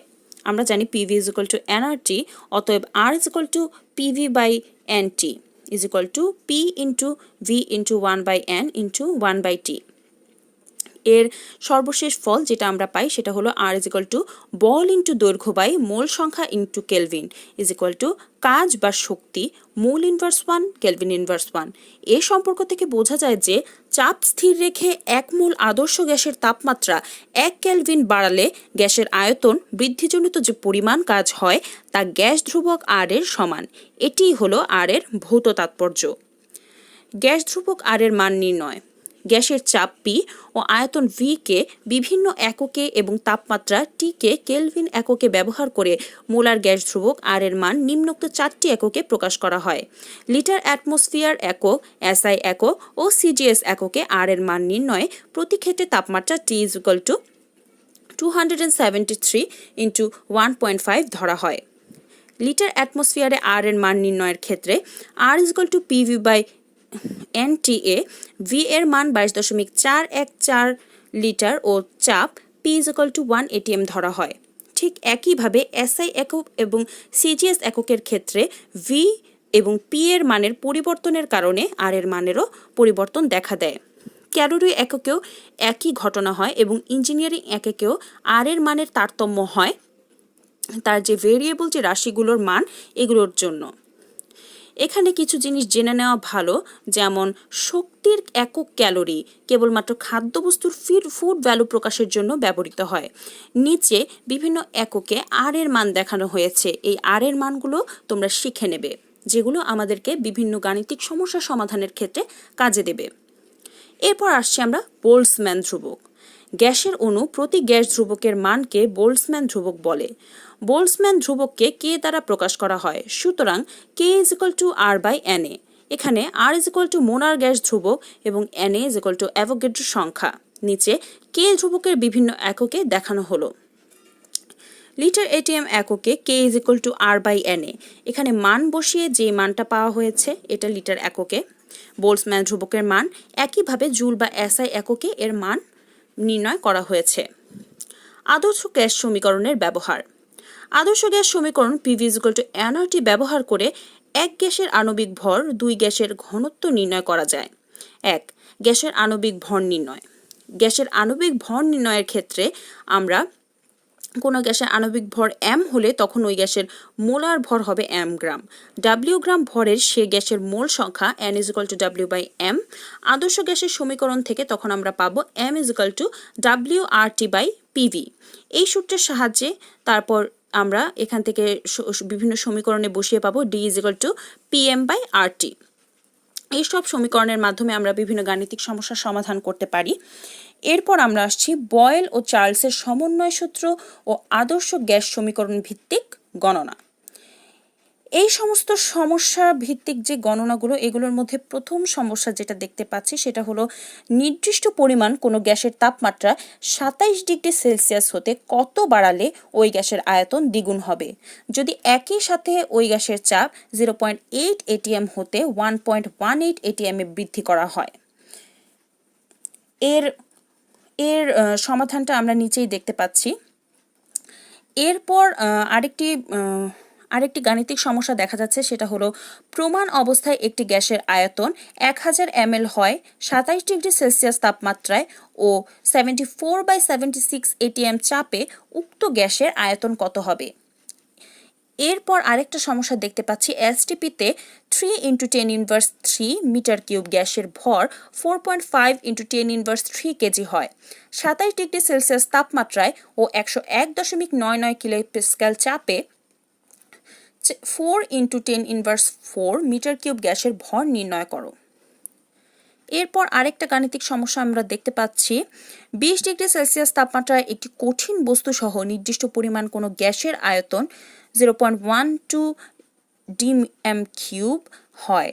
ওই গ্যাসের তাপমাত্রা 47 ডিগ্রি সেলসিয়াসে উন্নীত করলে চাপ দ্বিগুণ এবং কঠিন বস্তু সহ গ্যাসের আয়তন 71.5 সেন্টিমিটার কিউব বা মিলিলিটার হয়। কঠিন বস্তুটির আয়তন কত সেন্টিমিটার কিউব হবে। এই সমস্ত ক্ষেত্রে আমরা প্রথমেই দেখতে পাচ্ছি যে এগুলোর দক্ষতাগুলো লেখা আছে, এর মানে দক্ষতার ভিত্তিতে কোন সূত্র প্রয়োগ করে এগুলোর সমাধান করতে হবে এটা কিন্তু আমাদেরকে আগে নির্ণয় করতে হবে। এরপরের সমস্যাটা আমি দেখতে পাচ্ছি 30 ডিগ্রি সেলসিয়াস তাপমাত্রায় 0.987 ATM চাপে 1 ml গ্যাসে কয়টি অণু থাকে। এর পরের সমস্যা হলো 27 ডিগ্রি সেলসিয়াস তাপমাত্রায় ও 102 কিলোপ্যাসকেল চাপে 250 ml মিথেন গ্যাসের ভর নির্ণয় করো। এর পরবর্তী সমস্যা হলো 20 ডিগ্রি সেলসিয়াস তাপমাত্রায় ও 740 মিলিমিটার মার্কারি চাপে 0.842 গ্রাম একটি গ্যাস 400 ml আয়তন দখল করে, গ্যাসটির আণবিক ভর কত। পরবর্তী সমস্যা যেটা দেখতে পাচ্ছি সেটা হলো 30 ডিগ্রি সেলসিয়াস তাপমাত্রায় ও 95 কিলোপ্যাসকেল চাপে 250 ml কোনো গ্যাসের ভর 0.2 গ্রাম হয়, ওই গ্যাসের আণবিক ভর কত। পরবর্তী সমস্যা 27 ডিগ্রি সেলসিয়াস তাপমাত্রায় ও 0.526 ATM চাপে 15 গ্রাম নাইট্রোজেনে গ্যাসের আয়তন কত। তৎপরবর্তী সমস্যা হলো 30 ডিগ্রি সেলসিয়াস তাপমাত্রায় 12 গ্রাম কার্বন ডাইঅক্সাইড গ্যাসের আয়তন 5 লিটার হলে তখন ওই গ্যাসের চাপ কত হবে। এর পরবর্তী সমস্যা হলো 100 ডিগ্রি সেলসিয়াস তাপমাত্রায় ও 1.0526 ATM চাপে কার্বন ডাইঅক্সাইড গ্যাসের ঘনত্ব কত হবে। এর পরবর্তী সমস্যা হলো একটি বায়ুশূন্য 10 লিটার আয়তনের সিলিন্ডারে 2 গ্রাম হাইড্রোজেন গ্যাস ও 2 গ্রাম ডিউটেরিয়াম গ্যাস 27 ডিগ্রি সেলসিয়াস তাপমাত্রায় ভর্তি করা আছে। সিলিন্ডারের মধ্যে ওই গ্যাস মিশ্রণের মোট চাপ কত হবে। এর পরবর্তী সমস্যা একটি পূর্ণবয়স্ক লোকের ফুসফুসে বায়ুর ধারণ ক্ষমতা 3.8 লিটার হলে এতে কত মোল গ্যাস বা বায়ু থাকবে। এ সময় বায়ুর চাপ 1 ATM ও দেহের তাপমাত্রা 37 ডিগ্রি সেলসিয়াস রয়েছে। এর পরের সমস্যা হলো গ্যাসের ঘনত্ব নির্ণয় ভিত্তিক সমস্যা। সমস্যাটা হলো 25 ডিগ্রি সেলসিয়াস তাপমাত্রায় ও 733.4 মিলিমিটার মার্কারি চাপে 1.0 লিটার বাল্বে রাখা অ্যামোনিয়া গ্যাসের ভর 0.672 গ্রাম হয়। এসটিপিতে ওই গ্যাসের গ্রাম পার লিটার ঘনত্ব বের করো। এর পরবর্তী সমস্যা হলো অজানা গ্যাস শনাক্তকারী ভিত্তিক সমস্যা। একটি লেবেলবিহীন গ্যাস সিলিন্ডার থেকে নমুনা গ্যাস নিয়ে 15 ডিগ্রি সেলসিয়াস তাপমাত্রায় ও 736 মিলিমিটার মার্কারি চাপে এর ঘনত্ব 5.380 গ্রাম পার লিটার পাওয়া গেল। ওই গ্যাসটির মোলার ভর কত। এই সমস্ত সমস্যা এতক্ষণ যা পড়লাম সবগুলোর সমাধান দেওয়া আছে। আমি আশা করি তোমরা সমাধান দেখে বোঝার চেষ্টা করবে। নিচে তোমাদের অনুশীলনের জন্য বয়েল ও চার্লসের সমন্বয়ের সূত্র ও আদর্শ গ্যাস সমীকরণ ভিত্তিক কিছু সমস্যা দেওয়া আছে। অনেকগুলো সমস্যা এখানে আমরা দেখতে পাচ্ছি, তোমরা এই সমস্যাগুলো সমাধান করার চেষ্টা করবে। গ্যাসের আংশিক চাপ ও ডাল্টনের সূত্র। এ যাবৎ গ্যাসের ওপর যেসব পরীক্ষার ফলাফল আলোচিত হয়েছে সব ক্ষেত্রে বায়ু হলো বিভিন্ন গ্যাসের বিক্রিয়াবিহীন একটি মিশ্রণ। আদর্শ গ্যাস সূত্রটি সাধারণ অবস্থায় বিশুদ্ধ গ্যাস ও মিশ্র গ্যাস মিশ্রণ প্রত্যেক ক্ষেত্রে প্রযোজ্য। এর দুটি কারণ হলো গ্যাসসমূহ যে কোনো অনুপাতে মিশ্রিত হয়ে সমসত্ব মিশ্রণ তৈরি করে। বিক্রিয়াবিহীন গ্যাস মিশ্রণের প্রতিটি উপাদান গ্যাস একক গ্যাস রূপে আচরণ করে। ডাল্টনের আংশিক চাপ সূত্র। জন ডাল্টন বায়ু ও জলীয় বাষ্পের মিশ্রণ নিয়ে পরীক্ষাকালীন লক্ষ্য করেন যে শুষ্ক বায়ুতে জলীয় বাষ্প মিশালে ওই জলীয় বাষ্পের চাপের সমপরিমাণে চাপ যোগ হয়ে মোট চাপ বেড়ে যায়। P total is equal to P dry air plus P vap. অর্থাৎ গ্যাস মিশ্রণের মোট চাপ এর প্রতিটি উপাদান মিশানোর আগে এককভাবে যে চাপ দেয় তার যোগফলের সমান। এক্ষেত্রে গ্যাস মিশ্রণের প্রতিটি উপাদান গ্যাসের চাপকে ওই গ্যাসের আংশিক চাপ বলে। ডাল্টনের আংশিক চাপ সূত্রে বিবৃতি হলো কোনো নির্দিষ্ট তাপমাত্রায় বিক্রিয়াবিহীন কোনো গ্যাস মিশ্রণের কোনো একটি উপাদান গ্যাস ওই তাপমাত্রায় মিশ্রণের সমস্ত আয়তন একাকী দখল করলে যে চাপ প্রয়োগ করত তাকে ওই উপাদানের গ্যাসের আংশিক চাপ বলা হয়। ওই গ্যাস মিশ্রণের মোট চাপ ওই তাপমাত্রায় তার উপাদান গ্যাসসমূহকে আংশিক চাপসমূহের যোগফলের সমান। অর্থাৎ তিনটি গ্যাসের মিশ্রণে তাদের আংশিক চাপ যথাক্রমে P1, P2 ও P3 হলে মিশ্রণটির মোট চাপ PM হবে। PM is equal two P1 plus P2 plus P3। ডাল্টনের আংশিক চাপ সূত্রের গাণিতিক প্রকাশ। মনে করি ভি আয়তন বিশিষ্ট পাত্রে পরস্পর বিক্রিয়াবিহীন বিভিন্ন গ্যাসের যথাক্রমে N1, N2, N3 মোল আছে। নির্দিষ্ট তাপমাত্রা টিতে ওই গ্যাস মিশ্রণের প্রতিটি গ্যাস একাকীভাবে প্রত্যেকে ভি আয়তন দখল করলে তাদের চাপ যথাক্রমে P1, P2, P3 প্রভৃতি হয়। অর্থাৎ P1, P2, P3 হচ্ছে ওই গ্যাস মিশ্রণে থাকা প্রতিটি গ্যাসের আংশিক চাপ। অপরদিকে এসব বিক্রিয়াবিহীন গ্যাস একত্রে একই পাত্রে থাকা অবস্থায় প্রদত্ত চাপ হচ্ছে Pm। যেহেতু প্রথম গ্যাসের N1 মোল স্থির তাপমাত্রা টিতে পৃথকভাবে ভি আয়তন দখল করে P1 চাপ প্রয়োগ করে, সেহেতু আদর্শ গ্যাস সমীকরণ মতে আমরা পাই P1 is equal to N1 RT by V, P2 is equal to N2 RT by V, P3 is equal to N3 RT by V। এই ক্ষেত্রে আদর্শ গ্যাসের সমীকরণ মোতাবেক আমরা পরবর্তী যে মূল ফলাফলটা পাই তা হলো PmV is equal to nRT, অতএব Pm is equal to nRT by V। সমীকরণ 1 ও 2 হতে অর্থাৎ পূর্ববর্তী সমীকরণ 1 ও 2 হতে পাওয়া যায় P1 plus P2 plus P3 plus infinity is equal to Pm। এটি হচ্ছে ডাল্টনের আংশিক চাপ সূত্রের গাণিতিক প্রকাশ। গ্যাস মিশ্রণে উপাদান গ্যাসের আংশিক চাপ ও মোল ভগ্নাংশের সম্পর্ক। আমরা আদর্শ গ্যাস সমীকরণ মতে জানি স্থির তাপমাত্রা ও আয়তনে একটি বিশুদ্ধ গ্যাসের চাপের পরিমাণের সমানুপাতিক, যথা P is equal to nRT by V। অনুরূপভাবে গ্যাস মিশ্রণের বেলায় গ্যাস মিশ্রণের প্রতিটি উপাদান গ্যাসের চাপ ও মিশ্রণটিতেও এর পরিমাণের সমানুপাতিক হয়। ধরা যাক পি আয়তনের একটি গ্যাস পাত্রে স্থির তাপমাত্রায় টি ও নির্দিষ্ট চাপে N1 মোল N2 গ্যাস আছে। এখন ওই পাত্রে N2 মোল H2 গ্যাস যোগ করা হলো, তখন মিশ্রিত ও বিক্রিয়াবিহীন অবস্থায় N2 ও H2 প্রতিটি গ্যাস আদর্শ গ্যাসের মতো আচরণ করবে। তাই N2 গ্যাস ও H2 গ্যাসের চাপ হলো যথাক্রমে Pn2 is equal to N1 RT by V এবং PH2 is equal to N2 RT by V।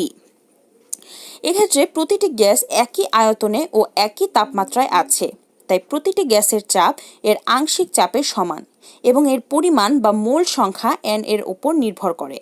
তাই ডাল্টনের আংশিক চাপের সূত্র মতে মোট চাপ Pm হবে Pm is equal to nRT by V। অতএব n is equal to PmV by RT। এটাকে আমরা সমীকরণ 1 দিলাম। এখানে N1 plus N2 is equal to n গ্যাসের মিশ্রণের মোট মোল সংখ্যা। আমরা জানি গ্যাস মিশ্রণের প্রতিটি উপাদান গ্যাসের মোল সংখ্যা হলো গ্যাস মিশ্রণের মোট মোল সংখ্যার একটি ভগ্নাংশ।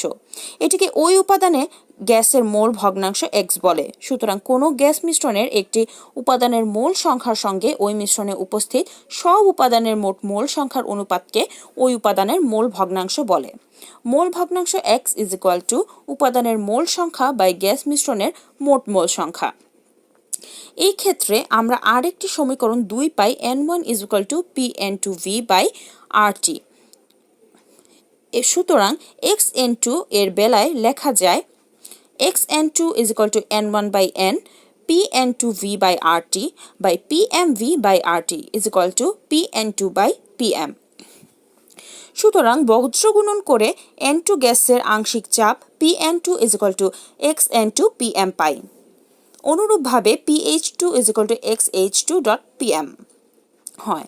অর্থাৎ গ্যাস মিশ্রণের কোনো উপাদান গ্যাসের আংশিক চাপের মোল ভগ্নাংশ ও মিশ্রণের মোট চাপের গুণফলের সমান। এই সম্পর্কটি গুরুত্বপূর্ণ। এই সম্পর্ক বায়ুসহ সব বিক্রিয়াবিহীন গ্যাস মিশ্রণের বেলায় সত্য। এই ক্ষেত্রে একটি উদাহরণ দেয়া আছে যে বায়ুতে নাইট্রোজেন, অক্সিজেন আর কোনো কার্বন ডাইঅক্সাইডের মোল ভগ্নাংশ হলো যথাক্রমে 0.7808, 0.2095, 0.0093 এবং 0.00033 সারণী 1.2-তে। বায়ুর মোট চাপ হলো এর সব গ্যাসের আংশিক চাপের যোগফল। P air is equal to Pn2 plus PO2 plus PR air plus P carbon dioxide. তো এখানে এই পদ্ধতিতে এই সমাধানে দেওয়া পদ্ধতিতে এটার একটা সলিউশন করা হয়েছে, তোমরা এটা দেখে নিও। এরপর এখানে আরও কিছু কথা বলা হয়েছে যে পৃথক পাত্রে রাখা গ্যাসের মিশ্রিত অবস্থায় চাপ নির্ণয়। স্থির তাপমাত্রায় চিত্রমতে V1 আয়তনের প্রথম পাত্রে P1 চাপে N2 গ্যাস এবং V2 আয়তনের দ্বিতীয় পাত্রে P2 চাপে অক্সিজেন গ্যাস আছে। উভয় পাত্র স্টপ কর্ক সমন্বিত ছোট নল দ্বারা যুক্ত আছে। স্টপ কর্ক খোলা অবস্থায় মিশ্রিত গ্যাসের আয়তন হয় V1 + V2 এবং মিশ্রিত গ্যাসের চাপ সমান PM। মিশ্রণে প্রথম গ্যাসের বর্তমান আয়তন V1 + V2 এবং আংশিক চাপ হয় PN2। অনুরূপভাবে মিশ্রণে দ্বিতীয় গ্যাসের বর্তমান আয়তন V1 + V2 এবং আংশিক চাপ হয় PO2। এখানে আমরা চিত্রে দেখতে পাচ্ছি এরকম দুটি পাত্র একটা কর্ক দিয়ে আলাদা করা আছে। এরপর যেহেতু তাপমাত্রা স্থির আছে সেহেতু বয়েলের সূত্র মতে এটাকে আমরা বসাতে পারি। এরপর আমরা পাই যে PM = P1 × V1 + P2 × V2 by V1 + V2। বয়েলের সূত্রের মধ্যে এগুলো বসিয়ে আমরা এটা পাই। এরপর সর্বশেষ যে সলিউশনটা আসে সেটা হলো PM × V1 + V2 = P1 × V1 + P2 × V2। অতএব ডাল্টনের আংশিক চাপের সূত্র মতে যদি গ্যাস মিশ্রণকে এমন একটি পাত্রে স্থানান্তর করা হয় যার আয়তন V, সেক্ষেত্রে ইতপূর্ব হিসাবে V1 + V2 + ইনফিনিটি প্রভৃতির স্থলে V বসবে। সুতরাং সেক্ষেত্রে আমরা পাই PM = P1 V1 + P2 V2 + P3 V3 + infinity by V1 + V2 + V3 + infinity. আদর্শ গ্যাসের চাপ নির্ণয়। যে কোনো তাপমাত্রায় পানির বাষ্প চাপ আছে যা তাপমাত্রার উপর নির্ভরশীল, কিন্তু যে কোনো স্থির তাপমাত্রায় বাষ্পচাপ নির্দিষ্ট। যে কোনো তাপমাত্রায় পানির বাষ্পচাপের মান পানির বাষ্পচাপ তালিকা থেকে পাওয়া যায়। পরীক্ষাগারে যখন কোনো পানিতে অদ্রবণীয় গ্যাসকে পানির নিম্নমুখে অপসারণ দ্বারা সংগ্রহ করা হয় তখন সংগৃহীত গ্যাস জলীয় বাষ্প দ্বারা সম্পৃক্ত থাকে। যদি গ্যাস পাত্রের ভেতরে ও বাইরে পানির পৃষ্ঠতল সমান করে সংগৃহীত গ্যাসের আয়তন মাপা হয় তাহলে সংগৃহীত আর্দ্র গ্যাসের চাপ সে সময়কার বায়ুমণ্ডলের চাপের সমান হয়। কিন্তু এ চাপ সংগৃহীত মূল গ্যাসের সত্যিকার চাপ নয়। মূল গ্যাস শুষ্ক অবস্থায় এ আয়তনে যে চাপ দিত অর্থাৎ তার আংশিক চাপ এবং জলীয় বাষ্পের চাপ এই দুটি মিলে বায়ুমণ্ডলের চাপের সমান হয়েছে। মনে করি পরীক্ষার সময় কক্ষ তাপমাত্রা T°C হলো। তখন T°C তাপমাত্রায় শুষ্ক গ্যাসের চাপ প্লাস T°C তাপমাত্রায় জলীয় বাষ্পের চাপ সমান সে সময়কার বায়ুমণ্ডলীয় চাপ। বায়ুমণ্ডলের চাপ ব্যারোমিটার হতে জানা যায়। মনে করি T°C তাপমাত্রায় এর মান P এবং পানির বাষ্পচাপ = F। শুষ্ক গ্যাসের চাপকে P dry দ্বারা চিহ্নিত করলে তখন পাই P dry + F = P atm।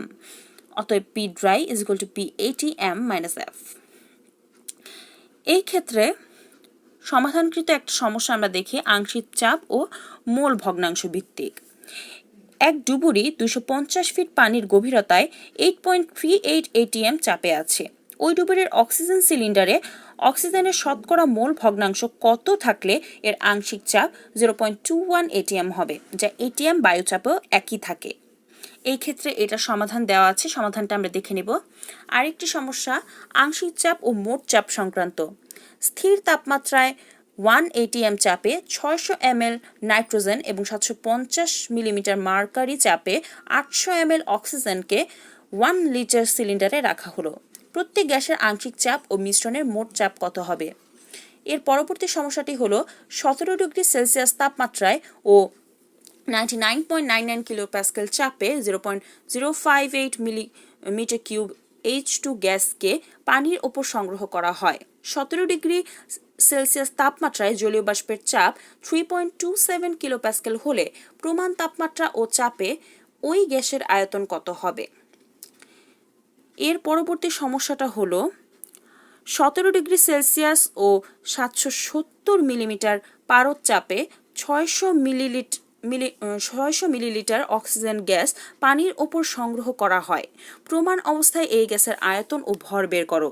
17°C জলীয় বাষ্পের চাপ 14.5 মিলিমিটার মার্কারি। এই ক্ষেত্রে এই সমস্যাগুলোর সমাধান সব দেওয়া আছে, সমাধানগুলো তোমরা দেখে নেবে। এখানে আরেকটি সমস্যা আমরা দেখতে পাচ্ছি, সেটা হলো 17°C তাপমাত্রায় ও 0.95 atm চাপে 580 মিলিলিটার হাইড্রোজেন গ্যাস পানির ওপর সংগ্রহ করা হয়। এসটিপিতে শুষ্ক হাইড্রোজেনের আয়তন বের করো। 17°C জলীয় বাষ্পের চাপ 3.26 কিলোপ্যাসকেল। এখানে আবার জলীয় বাষ্পের চাপটা আলাদাভাবে দেওয়া আছে। এর পরবর্তী সমস্যাটা হলো 1.5 লিটার আয়তনের একটি পাত্রে 0.8 ATM চাপে 0.2 লিটার অক্সিজেন গ্যাস এবং 0.98 ATM চাপে 0.5 লিটার নাইট্রোজেন গ্যাস মিশ্রিত করা হলো। গ্যাস মিশ্রণের মোট চাপ নির্ণয় করো। এর পরবর্তী সমস্যাটা হলো 27 ডিগ্রি সেলসিয়াস তাপমাত্রায় 10 লিটার আয়তনের একটি সিলিন্ডারে 0.4 গ্রাম হিলিয়াম গ্যাস, 1.4 গ্রাম নাইট্রোজেন গ্যাস ও 1.6 গ্রাম অক্সিজেন গ্যাস ভর্তি করা আছে। গ্যাস মিশ্রণটির মোট চাপ ও হিলিয়াম গ্যাসের আংশিক চাপ নির্ণয় করো। তৎপরবর্তী আরেকটা সমস্যা আমরা দেখতে পাচ্ছি যে পাশের চিত্রটি লক্ষ্য করো। তোমরা দেখতে পাবে এখানে একটা চিত্র দেওয়া আছে, দুটি পাত্র একটি স্টপ কর্কের মাধ্যমে সংযুক্ত করা আছে।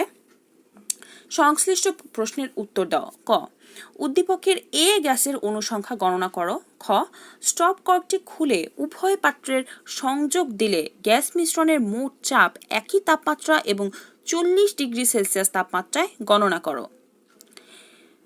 এর পরবর্তীতে আমরা আরও সমস্যা দেখতে পাচ্ছি। পরবর্তী সমস্যাটা হলো পার্শ্বের চিত্রটি লক্ষ্য করো এবং সংশ্লিষ্ট প্রশ্নের উত্তর দাও। আগের সমস্যাটার মতো একইভাবে এখানে চিত্রটা দেওয়া আছে। ক, স্টপ কর্ক বন্ধ থাকা অবস্থায় 25 ডিগ্রি সেলসিয়াস তাপমাত্রায় নাইট্রোজেন গ্যাসের অণুর সংখ্যা নির্ণয় করো। খ, উদ্দীপকে উল্লেখিত পর্যবেক্ষিত মোট চাপ ডাল্টনের আংশিক চাপ সূত্র অনুসরণ করে কিনা বিশ্লেষণ করো। এর পরবর্তী সমস্যাটা হলো 27 ডিগ্রি সেলসিয়াস তাপমাত্রায় একটি 10 লিটার সিলিন্ডারে 10.08 গ্রাম নাইট্রোজেন গ্যাস এবং প্রমাণ অবস্থায় 11.2 লিটার অক্সিজেন গ্যাস মিশ্রিত করা হলো। মিশ্রিত গ্যাসের প্রত্যেকটির আংশিক চাপ ও মোট চাপ গণনা করো।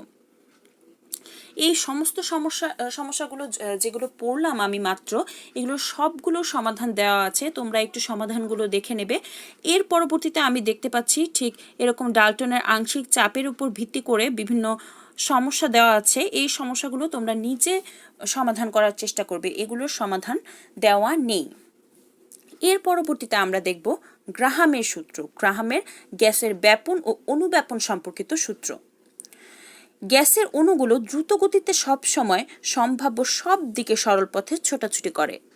এর ফলে অণুগুলোর মধ্যে সংঘর্ষ ঘটে এবং বিক্রিয়াবিহীন একাধিক গ্যাস মিশে গিয়ে সমসত্ব মিশ্রণ তৈরি করে। বদ্ধ ঘরের কোনো স্থানে সুগন্ধিযুক্ত বস্তু রাখলে কিছুক্ষণ পরে দেখা যায় যে ঘরের সর্বত্র সুগন্ধি পাওয়া যাচ্ছে। প্রকৃতপক্ষে সুগন্ধিযুক্ত বস্তুর অণুগুলো গ্যাসীয় অবস্থায় চারদিকে ছড়িয়ে পড়ে। বিভিন্ন গ্যাসের অণুগুলোর মধ্যে সমসত্বভাবে ছড়িয়ে পড়াকে ব্যাপন বলে। অপরদিকে আবদ্ধ পাত্রে অধিক চাপে থাকা গ্যাস অণুগুলো নিজেদের মধ্যে সংঘর্ষ থেকে মুক্ত হয়ে ছিদ্রপথে কম চাপ এলাকায় বা ভ্যাকুয়াম স্থানে চলে আসাকে নিঃসরণ বা অনুব্যাপন বলে। ব্যাপনের সংজ্ঞা: উচ্চ ঘনত্বের স্থান থেকে নিম্ন ঘনত্বের স্থানে কোনো কঠিন তরল বা গ্যাসীয় বস্তুর অণুসমূহ বা কণাসমূহের স্বতঃস্ফূর্ত ও সমভাবে স্থানান্তর বা পরিব্যাপ্ত হওয়ার প্রক্রিয়াকে ব্যাপন বলা হয়। এই ক্ষেত্রে ব্যাপনের একটি উদাহরণ দেওয়া হয়েছে, যেখানে সেন্টের কথা বলা হয়েছে। সর্বত্র একটি বদ্ধ ঘরে যদি সুগন্ধি দেওয়া থাকতো তাহলে সর্বত্র ছড়িয়ে যেত, এটা ব্যাপনের মাধ্যমে হয়। এরপর আরেকটি উদাহরণ দেওয়া হয়েছে, যেখানে একটি পাত্রে কিছু পানি নিয়ে পটাশিয়াম পারম্যাঙ্গানেটের কয়েকটি দানা ছেড়ে দিলে দেখা যাবে ধীরে ধীরে দানাগুলো নিকট পানির রং বেগুনি হয়ে যাচ্ছে। এটা কিভাবে হচ্ছে? ওই একই ব্যাপন প্রক্রিয়ার মাধ্যমে হচ্ছে। তো এখন আমরা ব্যাপন আর নিঃসরণ এই দুটোর সংজ্ঞা পড়ব। ব্যাপন: এখানে পাত্রের ভিতরে ও বাইরে চাপ সমান এবং অণুগুলোর মধ্যবর্তী দূরত্ব প্রায় 100 ন্যানোমিটার এর চেয়ে পাত্রের ছিদ্র ছোট, তাই পাত্রের ভেতরে গ্যাসের ব্যাপন ঘটে, নিঃসরণ সম্ভব নয়। এখানে ক চিত্রে যে ব্যাপন হয়েছে এটাই এখানে পরিলক্ষিত হয়েছে। আরেকটা এখানে নিঃসরণ যেখানে দেখা দিয়েছে খ চিত্রে, সেটা হলো গ্যাস পাত্রের ছিদ্র 100 ন্যানোমিটারের চেয়ে বড় হওয়ায় এবং অধিক বাহ্যিক চাপে অণুগুলোর নিঃসরণ ঘটে। এখন আমরা জেনে নিই তাহলে এই নিঃসরণের সংজ্ঞাটা কি। নিঃসরণ বা অনুব্যাপন: বাহ্যিক চাপের প্রভাবে পাত্রের সরু ছিদ্র পথ দিয়ে কোনো গ্যাসের সজোরে একমুখী বের হওয়ার প্রক্রিয়াকে নিঃসরণ বা অনুব্যাপন বলে। যেমন উদাহরণ হিসেবে বলা যায় সিলিন্ডারের ভেতর অ্যামোনিয়াম গ্যাসকে উচ্চ চাপে রাখা হলো। এখন ওই অ্যামোনিয়াম সিলিন্ডার যদি কোনো সূক্ষ্ম ছিদ্র থাকে তবে তা থেকে সজোরে অ্যামোনিয়াম গ্যাসের অণুগুলো বের হয়ে আসবে, এটি হচ্ছে নিঃসরণ। বাহ্যিক চাপ ছাড়াও সরু ছিদ্র দিয়ে গ্যাস বের হয়ে যায়, তখন তাকে ব্যাপন বলা হয়। যেমন একটি পাত্রে বায়ুমণ্ডলীয় চাপে অ্যামোনিয়া গ্যাস নিয়ে সে পাত্রের দেয়ালে সরু ছিদ্র করে দিলে তা থেকে অতি ধীরে অ্যামোনিয়া গ্যাস বের হয়ে আসবে, এটি হচ্ছে ব্যাপন। তো এখন আমরা ব্যাপন আর নিঃসরণের ভিতরের কিছু পার্থক্য আমরা পড়ে ফেলব। সংজ্ঞাগত পার্থক্য তো আছেই, সংজ্ঞাগত পার্থক্যটা আমরা প্রথমেই দেখেছি, আমরা সংজ্ঞা পড়েছি। এখন আমরা দেখি উদাহরণ। ব্যাপনের ক্ষেত্রে ফুলের সুগন্ধ ও H2S গ্যাসের দুর্গন্ধ বাতাসে ব্যাপন প্রক্রিয়ায় ছড়িয়ে পড়ে। নিঃসরণের ক্ষেত্রে গাড়ির চাকার টিউবের ছিদ্রপথে নিঃসরণ প্রক্রিয়ায় বাতাস বের হয়ে পড়ে। এরপর ভিত্তি বা কারণ। পদার্থের কণা বা অণুসমূহের ইতস্তত স্বতঃস্ফূর্ত চলাচলের কারণে ব্যাপন প্রক্রিয়া ঘটে। গ্যাস পাত্রের ভেতরে ও বাইরে চাপের পার্থক্যের কারণে নিঃসরণ প্রক্রিয়া ঘটে। প্রক্রিয়ার ভিত্তি, প্রক্রিয়ার প্রকৃতি। ব্যাপন হলো গতিতত্ত্ব মতে সমবায়ু চাপে অণুসমূহের স্বতঃস্ফূর্ত মন্থর প্রক্রিয়া, আর নিঃসরণ হলো অধিক চাপের প্রভাবে গ্যাসীয় অণুর দ্রুত চলন প্রক্রিয়া। বায়ুচাপ। ব্যাপনের বেলায় গ্যাস পাত্রের ভেতরে ও বাইরে একই বায়ুচাপ থাকে, আর নিঃসরণের বেলায় গ্যাস পাত্রের ভেতরে অধিক চাপ এবং বাইরে কম চাপ বা ভ্যাকুয়াম অবস্থা থাকে, আর এই জন্যই ভেতর থেকে এটা বাইরে বেরিয়ে আসে চাপের প্রভাবে। 1846 খ্রিস্টাব্দে স্কটল্যান্ডের রসায়নবিদ থমাস গ্রাহাম গ্রাসের অণুব্যাপনের ওপর পরীক্ষা নিরীক্ষা করে এক সূত্র উপস্থাপন করেন। গ্রাহামের সূত্রটি ব্যাপন ও অণুব্যাপন বা নিঃসরণ উভয় ক্ষেত্রে প্রযোজ্য। গ্রাহামের ব্যাপন সূত্রটি হল নিম্নরূপ: স্থির চাপে ও স্থির তাপমাত্রায় কোনো গ্যাসের ব্যাপন হার ওই গ্যাসের মোলার ভর এর বর্গমূলের ব্যস্তানুপাতিক হয়ে থাকে। অতএব ব্যাপন হার R is proportional to 1/√m। একই তাপমাত্রায় ও চাপে দুটি গ্যাসের ব্যাপন হার তুলনা করলে উভয় গ্যাসের ব্যাপন হারের অনুপাত উভয় মোলের ভরের বর্গমূলের ব্যস্তানুপাতিক সম্পর্ক হবে। যেমন প্রথম গ্যাসের R1 বাই দ্বিতীয় গ্যাসের R2 is equal to √m2/√m1, যেটাকে আমরা লিখতে পারি একসাথে √m2/m1। কম মোলার ভরের গ্যাসের ব্যাপন হার বেশি মোলার ভরের ব্যাপন হার থেকে বেশি হবে। গ্যাসের ঘনত্ব ভিত্তিক গ্রাহামের ব্যাপন সূত্র: স্থির চাপে ও তাপমাত্রায় কোনো গ্যাসের ব্যাপন হার গ্যাসটির ঘনত্বের বর্গমূলের ব্যস্তানুপাতিক হয়, যাকে আমরা এভাবে প্রকাশ করব: R1/R2 is equal to √D2/D1 is equal to √m2/m1। বর্তমানে গ্রাহামের গ্যাস ব্যাপন সূত্রে গ্যাসের ঘনত্বের পরিবর্তে গ্যাসের মোলার ভর পদটি অধিক প্রযোজ্য হয়ে থাকে। গ্যাসের ব্যাপন হার নির্ধারণকারী বিষয় বা ফ্যাক্টর। গ্যাসের ব্যাপন হার নির্ভর করে নিম্নোক্ত বিষয় বা ফ্যাক্টরের উপর: 1. গ্যাসের মোলার ভর বা গ্যাসের ঘনত্ব, 2. গ্যাসের তাপমাত্রা ও চাপমাত্রা, 3. এছাড়া গ্যাসের অণুব্যাপন ও এর ক্ষেত্রে দেয়ালের সূক্ষ্ম ছিদ্রের আকার ও গ্যাসের অণুর আকার। গ্রাহামের গ্যাস ব্যাপন সূত্রের পরীক্ষামূলক ব্যাখ্যা। এখানে একটি পরীক্ষা করা হয়েছে দুমুখ খোলা 35 সেন্টিমিটার দৈর্ঘ্যের একটি পরিষ্কার শুষ্ক কাঁচনল নেওয়ার মাধ্যমে। এখন দু টুকরো তুলা, একটিকে গাঢ় HCl ও অপর টুকরাকে NH3 দ্রবণে সিক্ত করে ওই কাঁচনলের দুমুখে 5 সেন্টিমিটার দূরত্ব পর্যন্ত প্রবিষ্ট রাখা হয়। তখন HCl গ্যাস ও NH3 গ্যাস একই বায়ুমণ্ডল চাপ এবং একই তাপমাত্রায় কাঁচনলের ভেতর ব্যাপৃত হতে থাকে। কিছু সময় পর দেখা যায় HCl সিক্ত তুলা থেকে প্রায় 10 সেন্টিমিটার দূরত্বে এবং NH3 দ্রবণ সিক্ত তুলা থেকে প্রায় 15 সেন্টিমিটার দূরত্বে NH4Cl এর সাদা ধোঁয়া সৃষ্টি হয়েছে। এখানে গণনার্থে আমরা দেখতে পারি এখানে R1/R2 is equal to 15 centimetre by 10 centimetre দেওয়া আছে। এরপর √m1/m2 এখানে বের হয়েছে 1.5। এরপর গণনা করে দেখা যায় √D2/D1 is equal to 1.5 also। তাহলে এটাই গ্রাহামের ব্যাপন সূত্রের মূল কথা। গ্রাহামের গ্যাস ব্যাপন সূত্রের আধুনিক প্রয়োগ। এক্ষেত্রে আমরা দেখতে পারি গ্যাস ব্যাপন সূত্রের ওপর ভিত্তি করে বিভিন্ন গ্যাসের আণবিক ভর নির্ণয় করা হয়। 2. এছাড়া ব্যাপন বা নিঃসরণ হারের পার্থক্যের ভিত্তিতে কোনো গ্যাস মিশ্রণের উপাদানসমূহের পৃথকীকরণ বা গাঢ়করণ সম্ভব। ব্যাপন প্রক্রিয়ার মাধ্যমে গ্যাস মিশ্রণ থেকে কোনো একটি গ্যাস পৃথক করাকে অ্যাটমোলেসিস বলা হয়। 3 কয়লা খনিতে মিথেন গ্যাসের উপস্থিতি নির্ণয়ে ব্যবহৃত সতর্কতা জ্ঞাপন যন্ত্রে CH4 গ্যাসের ব্যাপন ধর্ম ব্যবহার করা হয়। 4 সবচেয়ে উল্লেখযোগ্য আধুনিক প্রয়োগ হচ্ছে ব্যাপন প্রক্রিয়ার মাধ্যমে একই মৌলের বিভিন্ন আইসোটোপের পৃথকীকরণ।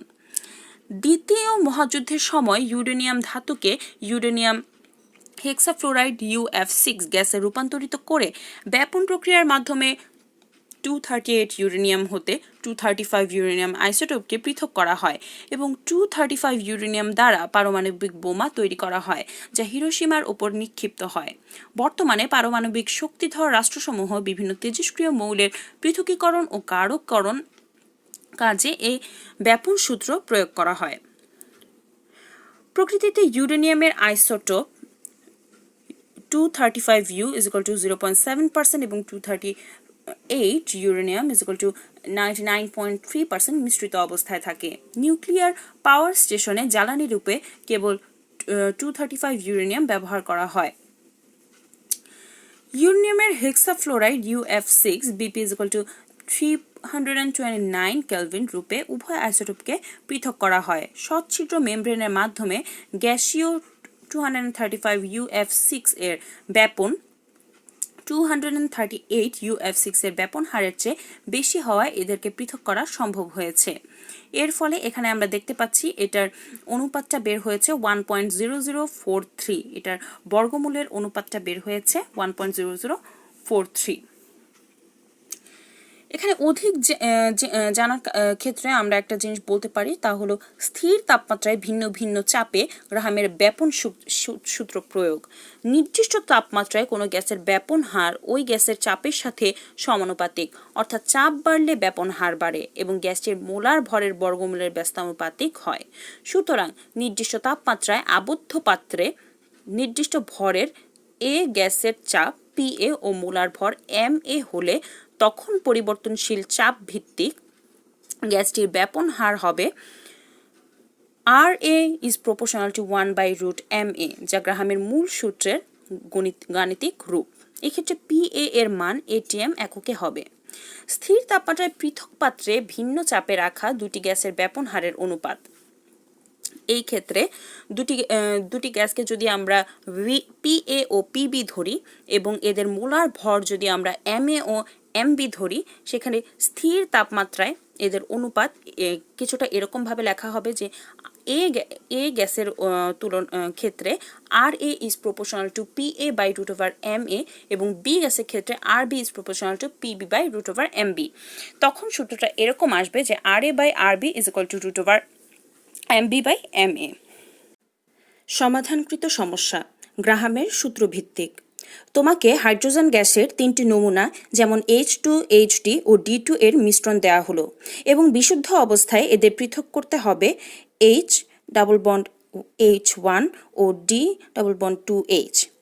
গ্রাহামের সূত্র মতে 3 প্রকার অণুর ব্যাপন হার বের করো।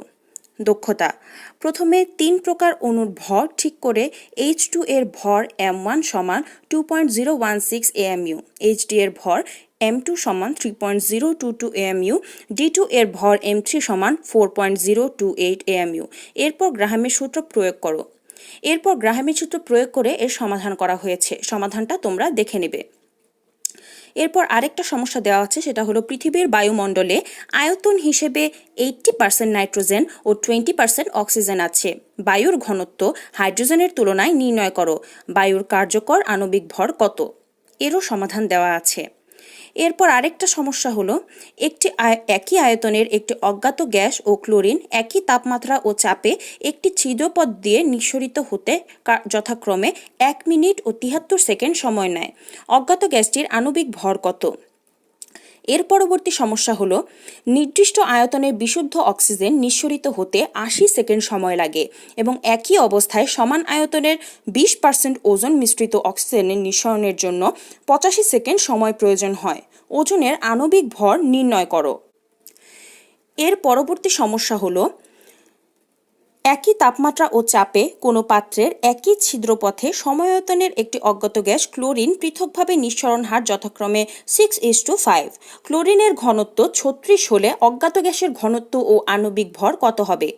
তৎপরবর্তী সমস্যা হলো 100 ml আয়তনের একটি গ্যাস এ একটি সূক্ষ্ম ছিদ্রপথের ভেতর দিয়ে ব্যাপিত হতে 293 সেকেন্ড সময় নেয়।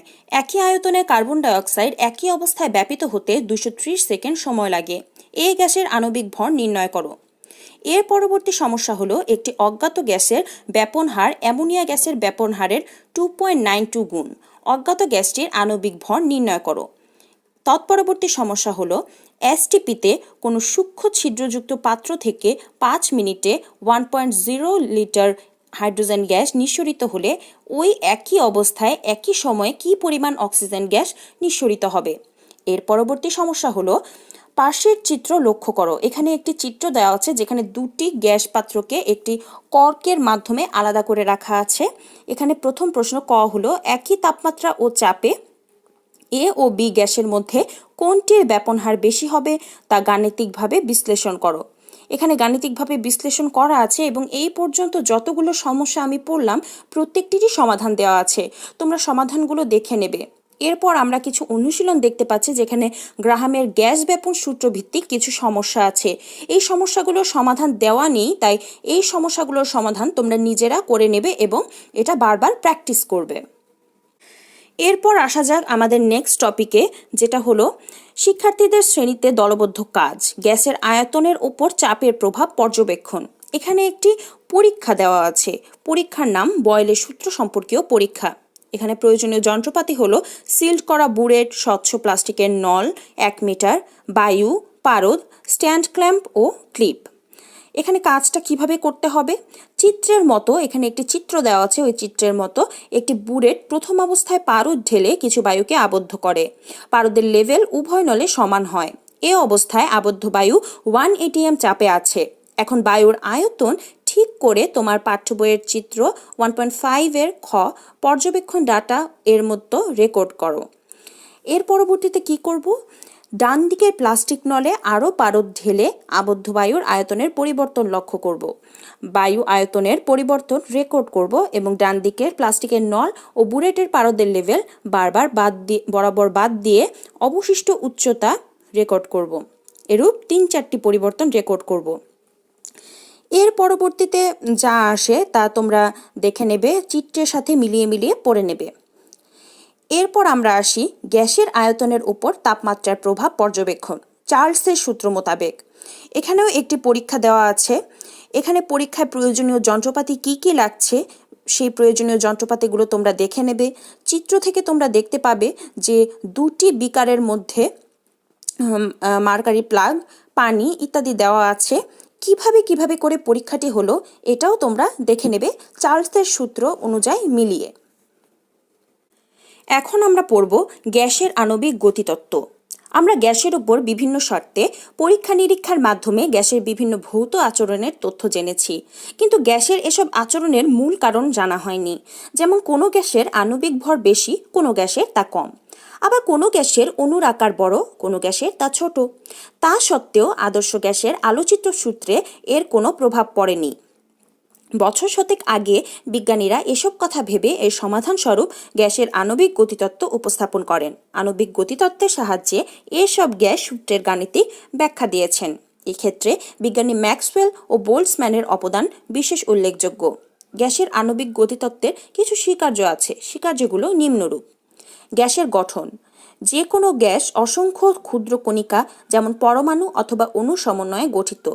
এসব কণিকা বা অণু খুব দ্রুত গতিতে সরলরৈখিক পথে ইতস্তত সম্ভবপর সব দিকে ছোটাছুটি করে।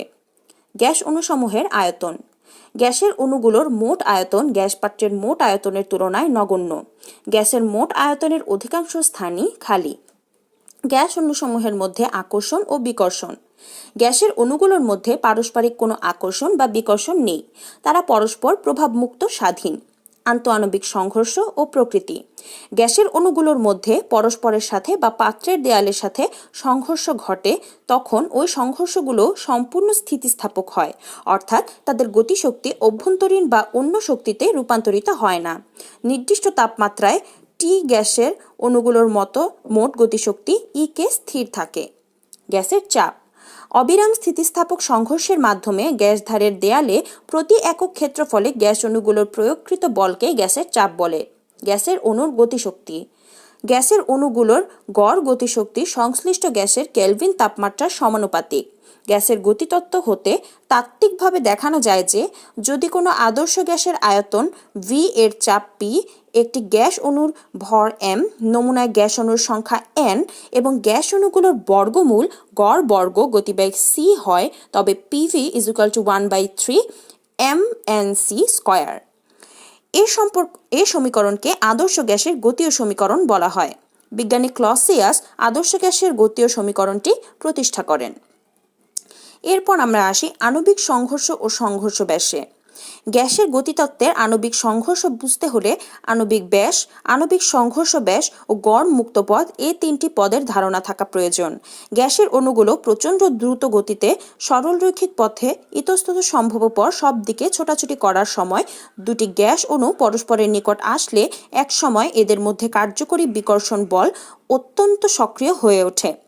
তখন উভয় অণু বিপরীত দিকে ধাবিত হতে বাধ্য হয়। এরূপ অবস্থাকে গ্যাসের আণবিক সংঘর্ষ বলে। অপর কথায় দুটি অণু সম্ভাব্য ন্যূনতম দূরত্বে এসে এদের মধ্যে বিকর্ষণের কারণে বিপরীত দিক ফিরে যাওয়াকে আণবিক সংঘর্ষ বলে। দুটি সংঘর্ষের মধ্যবর্তী দূরত্বসমূহের গড় মানকে গ্যাস অণুর গড় মুক্ত পথ বলে। পরপর চারটি সংঘর্ষের প্রতিটির মধ্যবর্তী দূরত্ব যথাক্রমে এ, বি, সি, ডি হলে তখন একত্রে গড় মুক্ত পথ হবে L = a + b + c + d/4। প্রতিটি আণবিক সংঘর্ষকালে উভয় অণুর কেন্দ্রবিন্দুর ন্যূনতম দূরত্বকে সংঘর্ষ ব্যাস বলে। সংঘর্ষ ব্যাসকে সিগমা দ্বারা প্রকাশ করা হয়। আণবিক ব্যাস থেকে সংঘর্ষ ব্যাস একটু বড় হয়। অধিকাংশ গ্যাসের আণবিক ব্যাসের মাত্রা 2 অ্যাংস্ট্রম বা 2 × 10⁻10 মিটারের কাছাকাছি হয়। অপরদিকে সংঘর্ষ ব্যাসের মাত্র 2 অ্যাংস্ট্রম থেকে 4 অ্যাংস্ট্রমের মধ্যে থাকে। সংঘর্ষকালীন দুটি অণু এদের আণবিক সংঘর্ষ ব্যাসের চেয়ে বেশি নিকটে আসতে পারে না। এরপর আমরা পড়ব গ্যাসের বর্গমূল, গড় বর্গবেগ ও অন্যান্য গতিবেগ।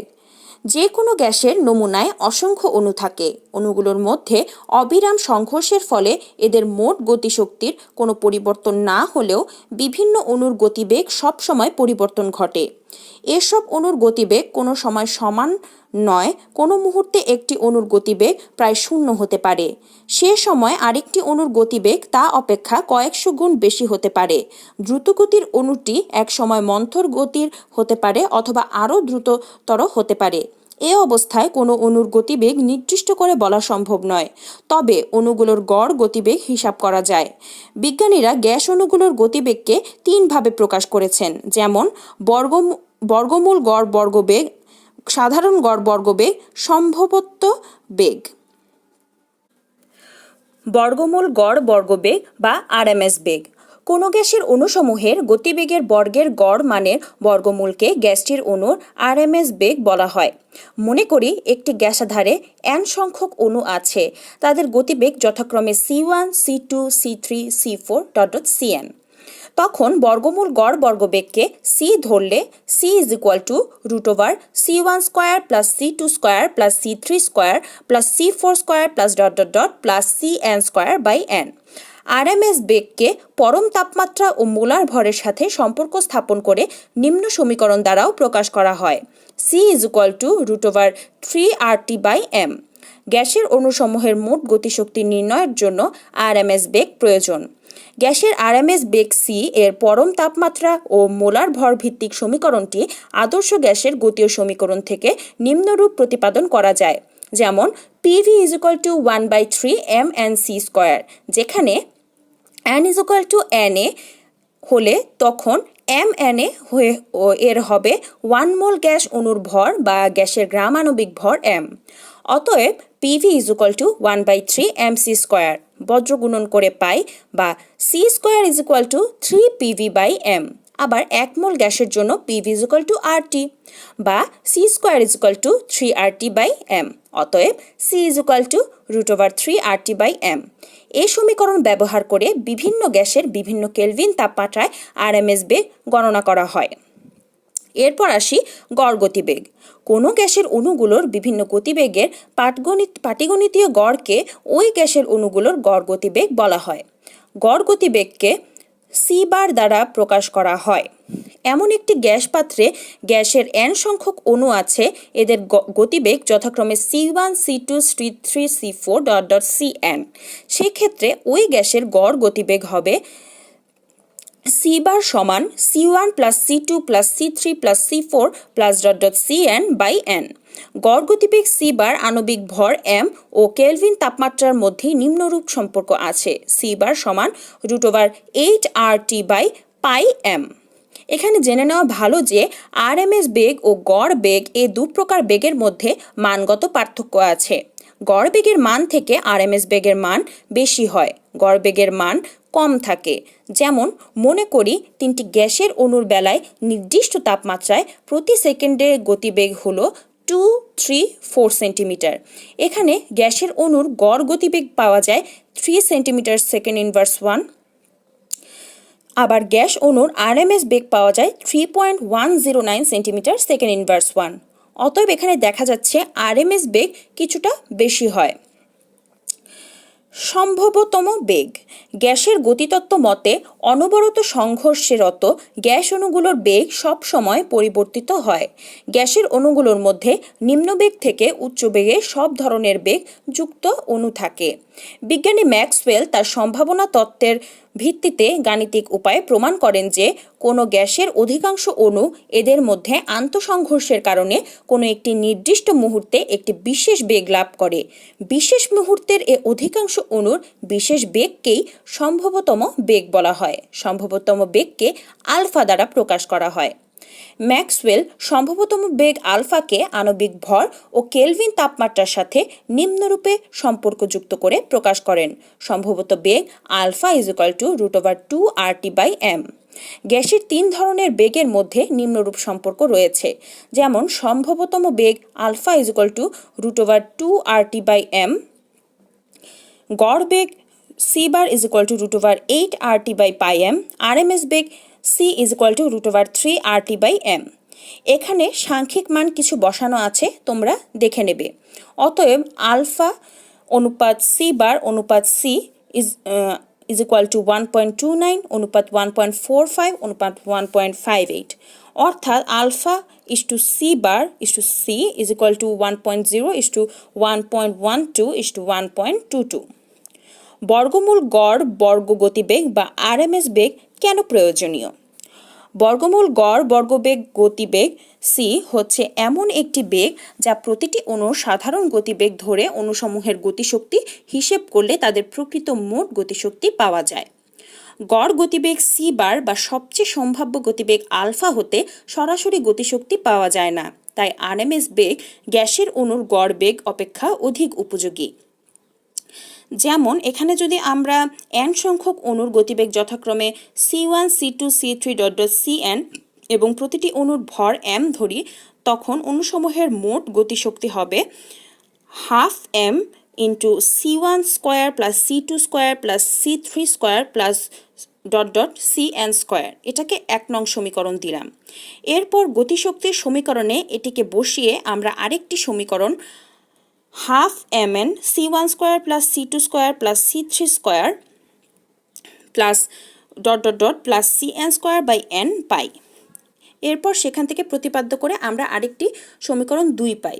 এই সমীকরণ দ্বয়ের তুলনা করে বর্গমূল গড় বর্গ গতিবেগকে প্রতিটি অণুর সাধারণ গতিবেগ ধরে অণুসমূহের মোট গতিশক্তি হিসাব করা হলে তা প্রকৃত গতিশক্তির সমান হয়।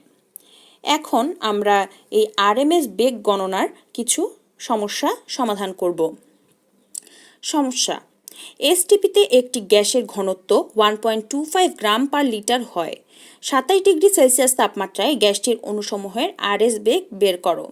এর পরবর্তী সমস্যা হলো 21 ডিগ্রি সেলসিয়াস তাপমাত্রায় এবং 720 মিলিলিটার মার্কারি চাপে কার্বন ডাই অক্সাইড অণুর বর্গমূল গড় বর্গ গতিবেগ আরএমএস বেগ নির্ণয় করো। পরবর্তী সমস্যা: 25 ডিগ্রি সেলসিয়াস তাপমাত্রায় ও 1 এটিএম চাপে NH3 অণুর আরএমএস বেগ সিজিএস পদ্ধতিতে কত হবে?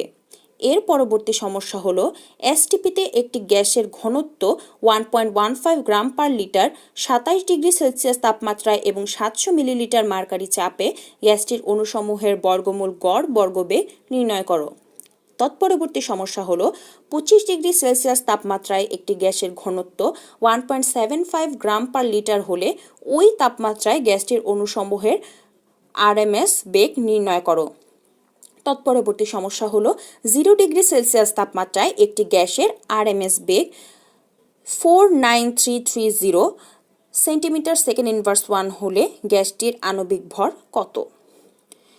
এর পরবর্তী সমস্যাটি হলো কত তাপমাত্রায় কার্বন ডাইঅক্সাইডের বর্গমূল গড় বর্গবেগ 20 ডিগ্রি সেলসিয়াস বা 293 কেলভিন তাপমাত্রায় Cl2 এর বর্গমূল গড় বর্গবেগের সমান হবে।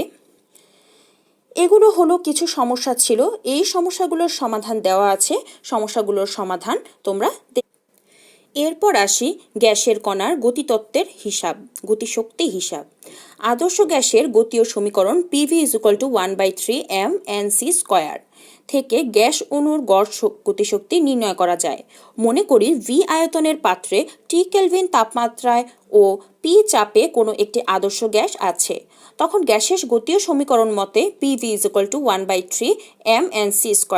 এক্ষেত্রে m গ্যাসের একটি অণুর ভর, n গ্যাসের মোট অণুর সংখ্যা, c গ্যাসের আরএমএস বেগ। আদর্শ গ্যাসের গতীয় সমীকরণটি বিন্যস্ত করে পাই PV = 1/3 mNac² এক মোল গ্যাসের জন্য। n = Na অ্যাভোগাড্রো সংখ্যা হলে এর শেষ যা আমরা পাই 3PV/2Na। এটাকে যদি এখন আমরা গ্যাসের গতিশক্তির সমীকরণে বসাতে যাই তখন আমরা পাই 3RT/2Na যা একটি অণুর গড় গতিশক্তি। অতএব এক মোল গ্যাসের অণুর গতিশক্তি EK1 = 3RT/2। এখানে EK1 হলো এক মোল গ্যাসের গতিশক্তি প্রকাশক প্রতীক। n মোল গ্যাসের অণুসমূহের গতিশক্তি হবে EKn = 3nRT/2। এখন সমস্যার সমাধান করা যাক। একটা উদাহরণ দেওয়া আছে। 298 কেলভিন তাপমাত্রায় একটি কার্বন ডাইঅক্সাইড অণুর গড় গতিশক্তি গণনার জন্য। তোমরা এই উদাহরণটি দেখে বোঝার চেষ্টা করবে। সমস্যা দেখা যাক। সমস্যা: 25 ডিগ্রি সেলসিয়াস তাপমাত্রায় 1 গ্রাম কার্বন ডাইঅক্সাইড গ্যাসের অণুসমূহের গতিশক্তি বের করো। এর পরবর্তী সমস্যা হলো 27 সেলসিয়াস তাপমাত্রায় 16 গ্রাম অক্সিজেনের গতিশক্তি গণনা করো। এই দুটি সমস্যার সমাধান দেওয়া আছে, তোমরা সমাধানগুলো দেখে নেবে। এরপর আমরা দেখতে পাচ্ছি গ্যাসের অণুর আরএমএস গতিবেগ ও গতিতত্ত্ব ভিত্তিক কিছু সমস্যা দেওয়া আছে। এগুলোর সমাধান দেওয়া নেই, শুধু উত্তর দেওয়া আছে, তোমরা সমাধান করে উত্তরগুলো মিলিয়ে নেবে। এরপর আমরা আসি আদর্শ গ্যাস ও বাস্তব গ্যাসে। গ্যাসের আণবিক গতিতত্ত্বের স্বীকার্য মতে গ্যাসের অণুগুলোকে সূক্ষ্ম কণারূপে গণ্য করা যায়। এই কণাগুলো সম্পূর্ণ স্থিতিস্থাপক, কণাগুলোর আয়তন নগণ্য এবং এদের গতিশক্তি কেলভিন তাপমাত্রা দ্বারা নিয়ন্ত্রিত। এসব বৈশিষ্ট্য হলো আদর্শ গ্যাসের। এখন আদর্শ গ্যাস কি?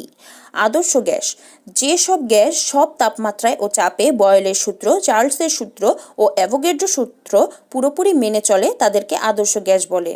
আদর্শ গ্যাসের বৈশিষ্ট্যসূচক দুটি মানদণ্ড হলো: আদর্শ গ্যাস সকল তাপমাত্রা ও চাপে PV = nRT সমীকরণ মেনে চলে, আর স্থির তাপমাত্রায় আদর্শ গ্যাসের অভ্যন্তরীণ শক্তি এর আয়তনের উপর নির্ভরশীল নয়, অর্থাৎ ΔU/ΔV × T = 0।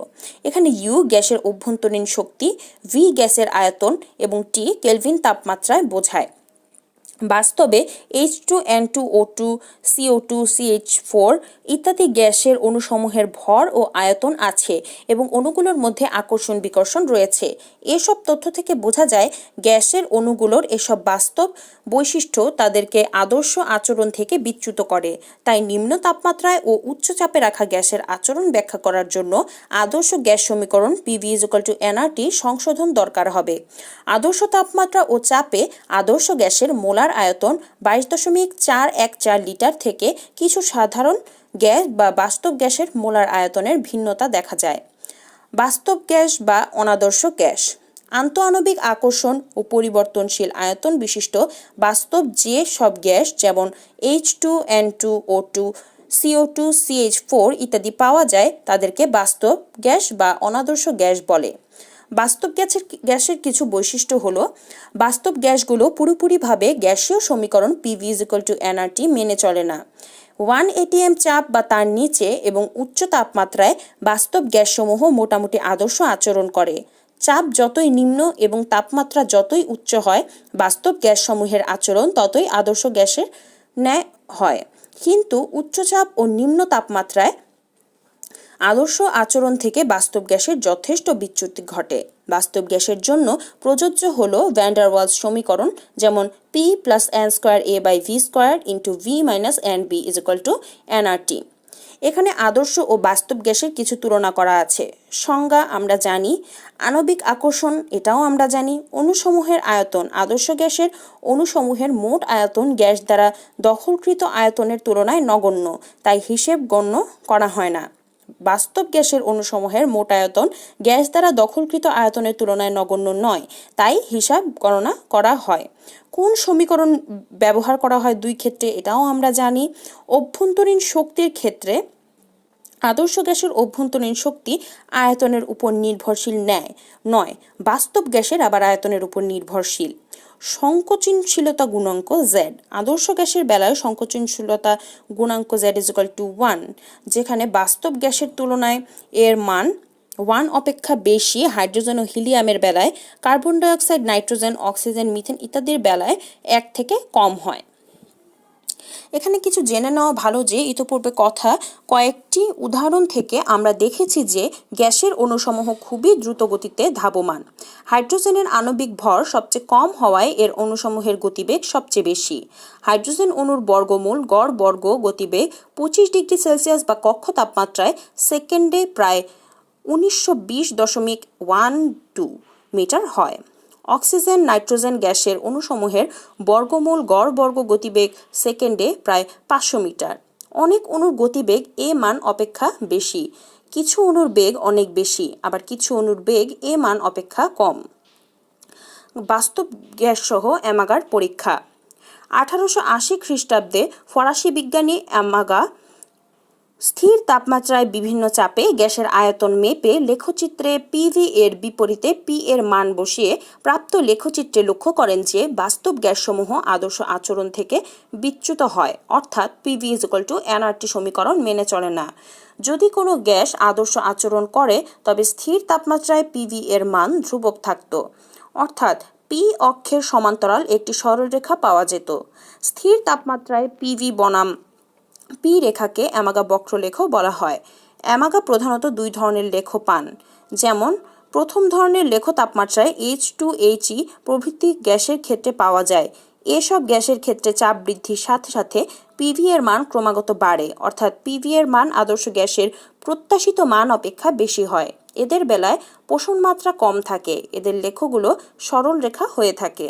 আবার O2, N2, CO2 প্রভৃতি গ্যাসের ক্ষেত্রে দ্বিতীয় ধরনের লেখ পাওয়া যায়। এক্ষেত্রে চাপ বৃদ্ধির সাথে সাথে প্রথমে পিভি এর মান আদর্শ মান হতে ক্রমাগত কমতে থাকে এবং এক সময় তা একটি ন্যূনতম মানে পৌঁছে, তারপর চাপ বৃদ্ধির সাথে বাড়তে থাকে এবং আদর্শ মান অপেক্ষা বেশি হয়। এদের বেলায় চাপ বৃদ্ধির সাথে প্রথম দিকে পেষণ মাত্রা বেশি থাকে। পিভি এর মান ন্যূনতম হওয়ার পর পেষণ মাত্রা ধীরে ধীরে হ্রাস পায়। এদের লেখগুলোকে বক্রলেখ হয়। তাপমাত্রার প্রভাব। H2He প্রভৃতি প্রথম ধরনের গ্যাসের ক্ষেত্রে তাপমাত্রা কমতে থাকলে তাদের লেখ পরিবর্তিত হতে থাকে এবং অবশেষে এসব গ্যাসের ক্ষেত্রেও রেখাটি দ্বিতীয় ধরনের হয়। আবার যথেষ্ট উচ্চ তাপমাত্রায় N2, O2, CO2 প্রভৃতি দ্বিতীয় ধরনের গ্যাসের লেখ প্রথম ধরনের লেখের অনুরূপ হয়। এ থেকে নিম্নরূপ সিদ্ধান্ত নেওয়া যায়। সিদ্ধান্তসমূহ হলো: আদর্শ আচরণ থেকে বাস্তব গ্যাসের বিচ্যুতি প্রকার গ্যাসের প্রকৃতির উপর নয়, বরং তাপমাত্রার উপর নির্ভর করে। সাধারণভাবে গ্যাসের উপর প্রযুক্ত চাপ যত বেশি হয় গ্যাসের আদর্শ আচরণ হতে তত বেশি বিচ্যুতি ঘটে। বাস্তব গ্যাসের সংকোচনশীলতা গুণাঙ্ক বা পেষণ গুণাঙ্ক ও আদর্শ আচরণ। অ্যামাগার পরীক্ষার সিদ্ধান্ত থেকে জানা যায় যে বাস্তব গ্যাসসমূহের আদর্শ আচরণ থেকে বেশ বিচ্যুতি দেখায়। আদর্শ আচরণ থেকে বাস্তব গ্যাসের বিচ্যুতির ব্যাখ্যা সংকোচনশীলতা গুণাঙ্ক বা পেষণ গুণাঙ্ক দ্বারা ব্যাখ্যা করা হয়। পেষণ গুণাঙ্ক আদর্শ গ্যাসের সমীকরণের সাথে নিম্নরূপে সম্পর্কিত। PV is equal to Z NRT. অতএব পেষণ গুণাঙ্ক Z is equal to PV by NRT. এক মোল গ্যাস আদর্শ গ্যাসের বেলায় PV is equal to RT হয়, তখন PV by RT is equal to 1। আবার একই তাপমাত্রা ও চাপে এক মোল বাস্তব গ্যাস ও এক মোল আদর্শ গ্যাসের সমীকরণকে নিম্নরূপে লেখা যায়: Z is equal to PV by RT এবং 1 is equal to PV naught by RT.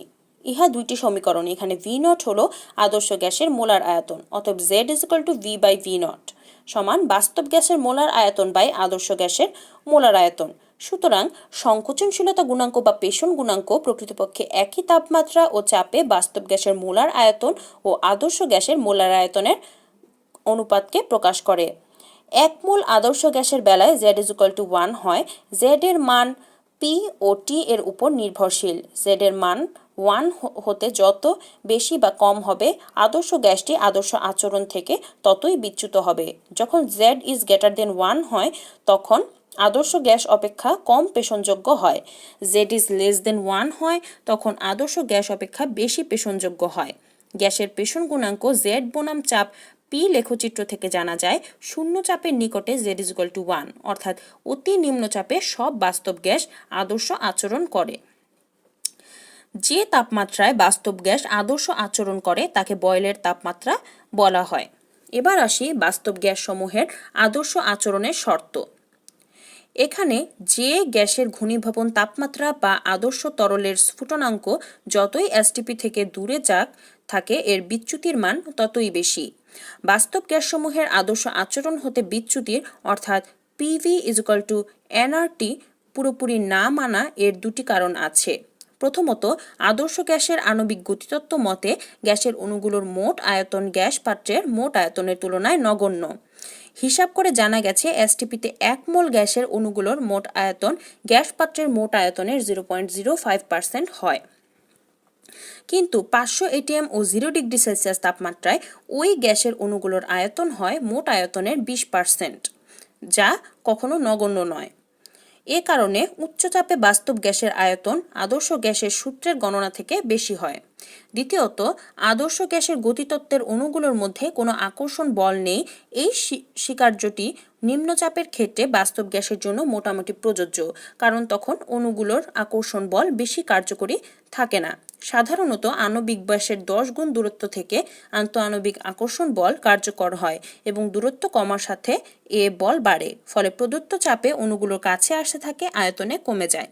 সুতরাং গ্যাসের আণবিক আয়তন গণ্য করলে মোট আয়তন ভি বেড়ে যায়। অপরদিকে আন্তঃআণবিক আকর্ষণ গণ্য করলে মোট আয়তন ভি কমে যায়, অথবা প্রদত্ত ভি আয়তনে চাপ কমে যায়। চাপমাত্রা মাঝামাঝি হলে এ দুই বিপরীত ফ্যাক্টর পরস্পরকে সাম্যাবস্থায় রাখে। কিন্তু অধিক চাপমাত্রায়, যেমন 350 এটিএম এর ঊর্ধ্বে, আণবিক আয়তনের প্রভাব প্রাধান্য পায়। তবে 10 এটিএম থেকে কোনো কোনো গ্যাস এর সুস্পষ্ট প্রভাব প্রাধান্য পায়। নিচে একটি লেখ দেওয়া আছে carbon dioxide, methane, helium, hydrogen গ্যাসের পিভি বাই আরটি বনাম বাহ্যিক চাপ পিইএক্সটি এর লেখচিত্র। এই লেখচিত্রটি সুস্পষ্টভাবে দেওয়া আছে এবং এর পাশে গ্যাসের বিভিন্ন মান দেওয়া আছে। এই মানগুলো তোমরা দেখে নেবে। এরপর আসি ভ্যান ডার ওয়ালস সমীকরণ, বাস্তব গ্যাসের আদর্শ আচরণ থেকে বিচ্যুতির প্রতিকার। বিজ্ঞানী ভ্যান ডার ওয়ালস অনুধাবন করেন যে গ্যাসের আণবিক গতিতত্ত্বের দুটি স্বীকার্য, যেমন গ্যাসের আণবিক আয়তন নগণ্য এবং আণবিক আকর্ষণ বল না থাকা, এর সব বাস্তব গ্যাসের ক্ষেত্রে সঠিক নয়। যেমন hydrogen, helium, carbon dioxide, methane, nitrogen, oxygen ইত্যাদির বেলায় পিভি বাই আরটি বনাম পি এর লেখচিত্র থেকে জানা যায় মধ্যম চাপে কার্বন ডাইঅক্সাইড ও মিথেনের বেলায় আদর্শ গ্যাসের তুলনায় PV by RT is less than 1। এর কারণ হলো আন্তঃআণবিক আকর্ষণ বলের প্রাধান্য। অধিক চাপে ক্ষেত্রে আদর্শ গ্যাসের তুলনায় হাইড্রোজেন ও হিলিয়ামের বেলায় PV by RT is greater than 1। এর কারণ হলো আন্তঃআণবিক আকর্ষণের তুলনায় আণবিক আয়তনের প্রাধান্য। এখানে PV by RT is equal to Z. এ অনুপাতকে গ্যাসের সংকোচন গুণাঙ্ক বা পেষণ গুণাঙ্ক বলা হয়। আদর্শ গ্যাসের বেলায় জেড ইজ ইকুয়াল টু 1 হয়। জেড এর মান 1 হতে যত বেশি বা কম হবে, বাস্তব গ্যাসটি আদর্শ আচরণ থেকে ততই বিচ্যুত হবে। যখন জেড ইজ লেস দেন 1 হয়, তখন আন্তঃআণবিক আকর্ষণ বলের প্রাধান্যের জন্য গ্যাসটি অধিক পেষণযোগ্য হয়। যখন z is greater than 1 হয় তখন বাস্তব গ্যাসের আন্তঃআণবিক আকর্ষণ বল কম থাকায় আণবিক আয়তনের প্রাধান্য বশত গ্যাসটি কম পেষণযোগ্য হয়। ভ্যান ডার ওয়ালস বাস্তব গ্যাসের আন্তঃআণবিক আকর্ষণ বল ও আণবিক আয়তন এই দুই ক্ষেত্রে সংশোধন ফ্যাক্টর যথাক্রমে এ ও বি ব্যবহারের মাধ্যমে আদর্শ গ্যাস সমীকরণটি নিম্নরূপে সংশোধন করেন, যা বাস্তব গ্যাসের জন্য ভ্যান ডার ওয়ালস সমীকরণ নামে পরিচিত। গ্যাসের আয়তন সংশোধন এই ক্ষেত্রে গ্যাসের আণবিক আয়তন গণ্য করায় মোট আয়তন V এর বৃদ্ধিকে সংশোধন করা হয় দৃশ্যত আয়তন V থেকে NB বাদ দিয়ে, কারণ আদর্শ গ্যাস সমীকরণের অণুগুলোর মুক্ত চলাচলের জন্য V আয়তন ধরা হয়েছে, বাস্তব গ্যাসের জন্য তা সঠিক নয়। 1 মোল বাস্তব গ্যাসের অণুগুলোর নিজস্ব কার্যকর আয়তন B ধরে N মোল গ্যাসের জন্য V আয়তন থেকে NB বাদ দিয়ে বাস্তব গ্যাসের অণুগুলোর চলাচলের মুক্ত স্থান ধরা হয় V-NB। এখানে B ধ্রুবক হলো 1 মোল গ্যাসের আয়তনের সংশোধন ফ্যাক্টর।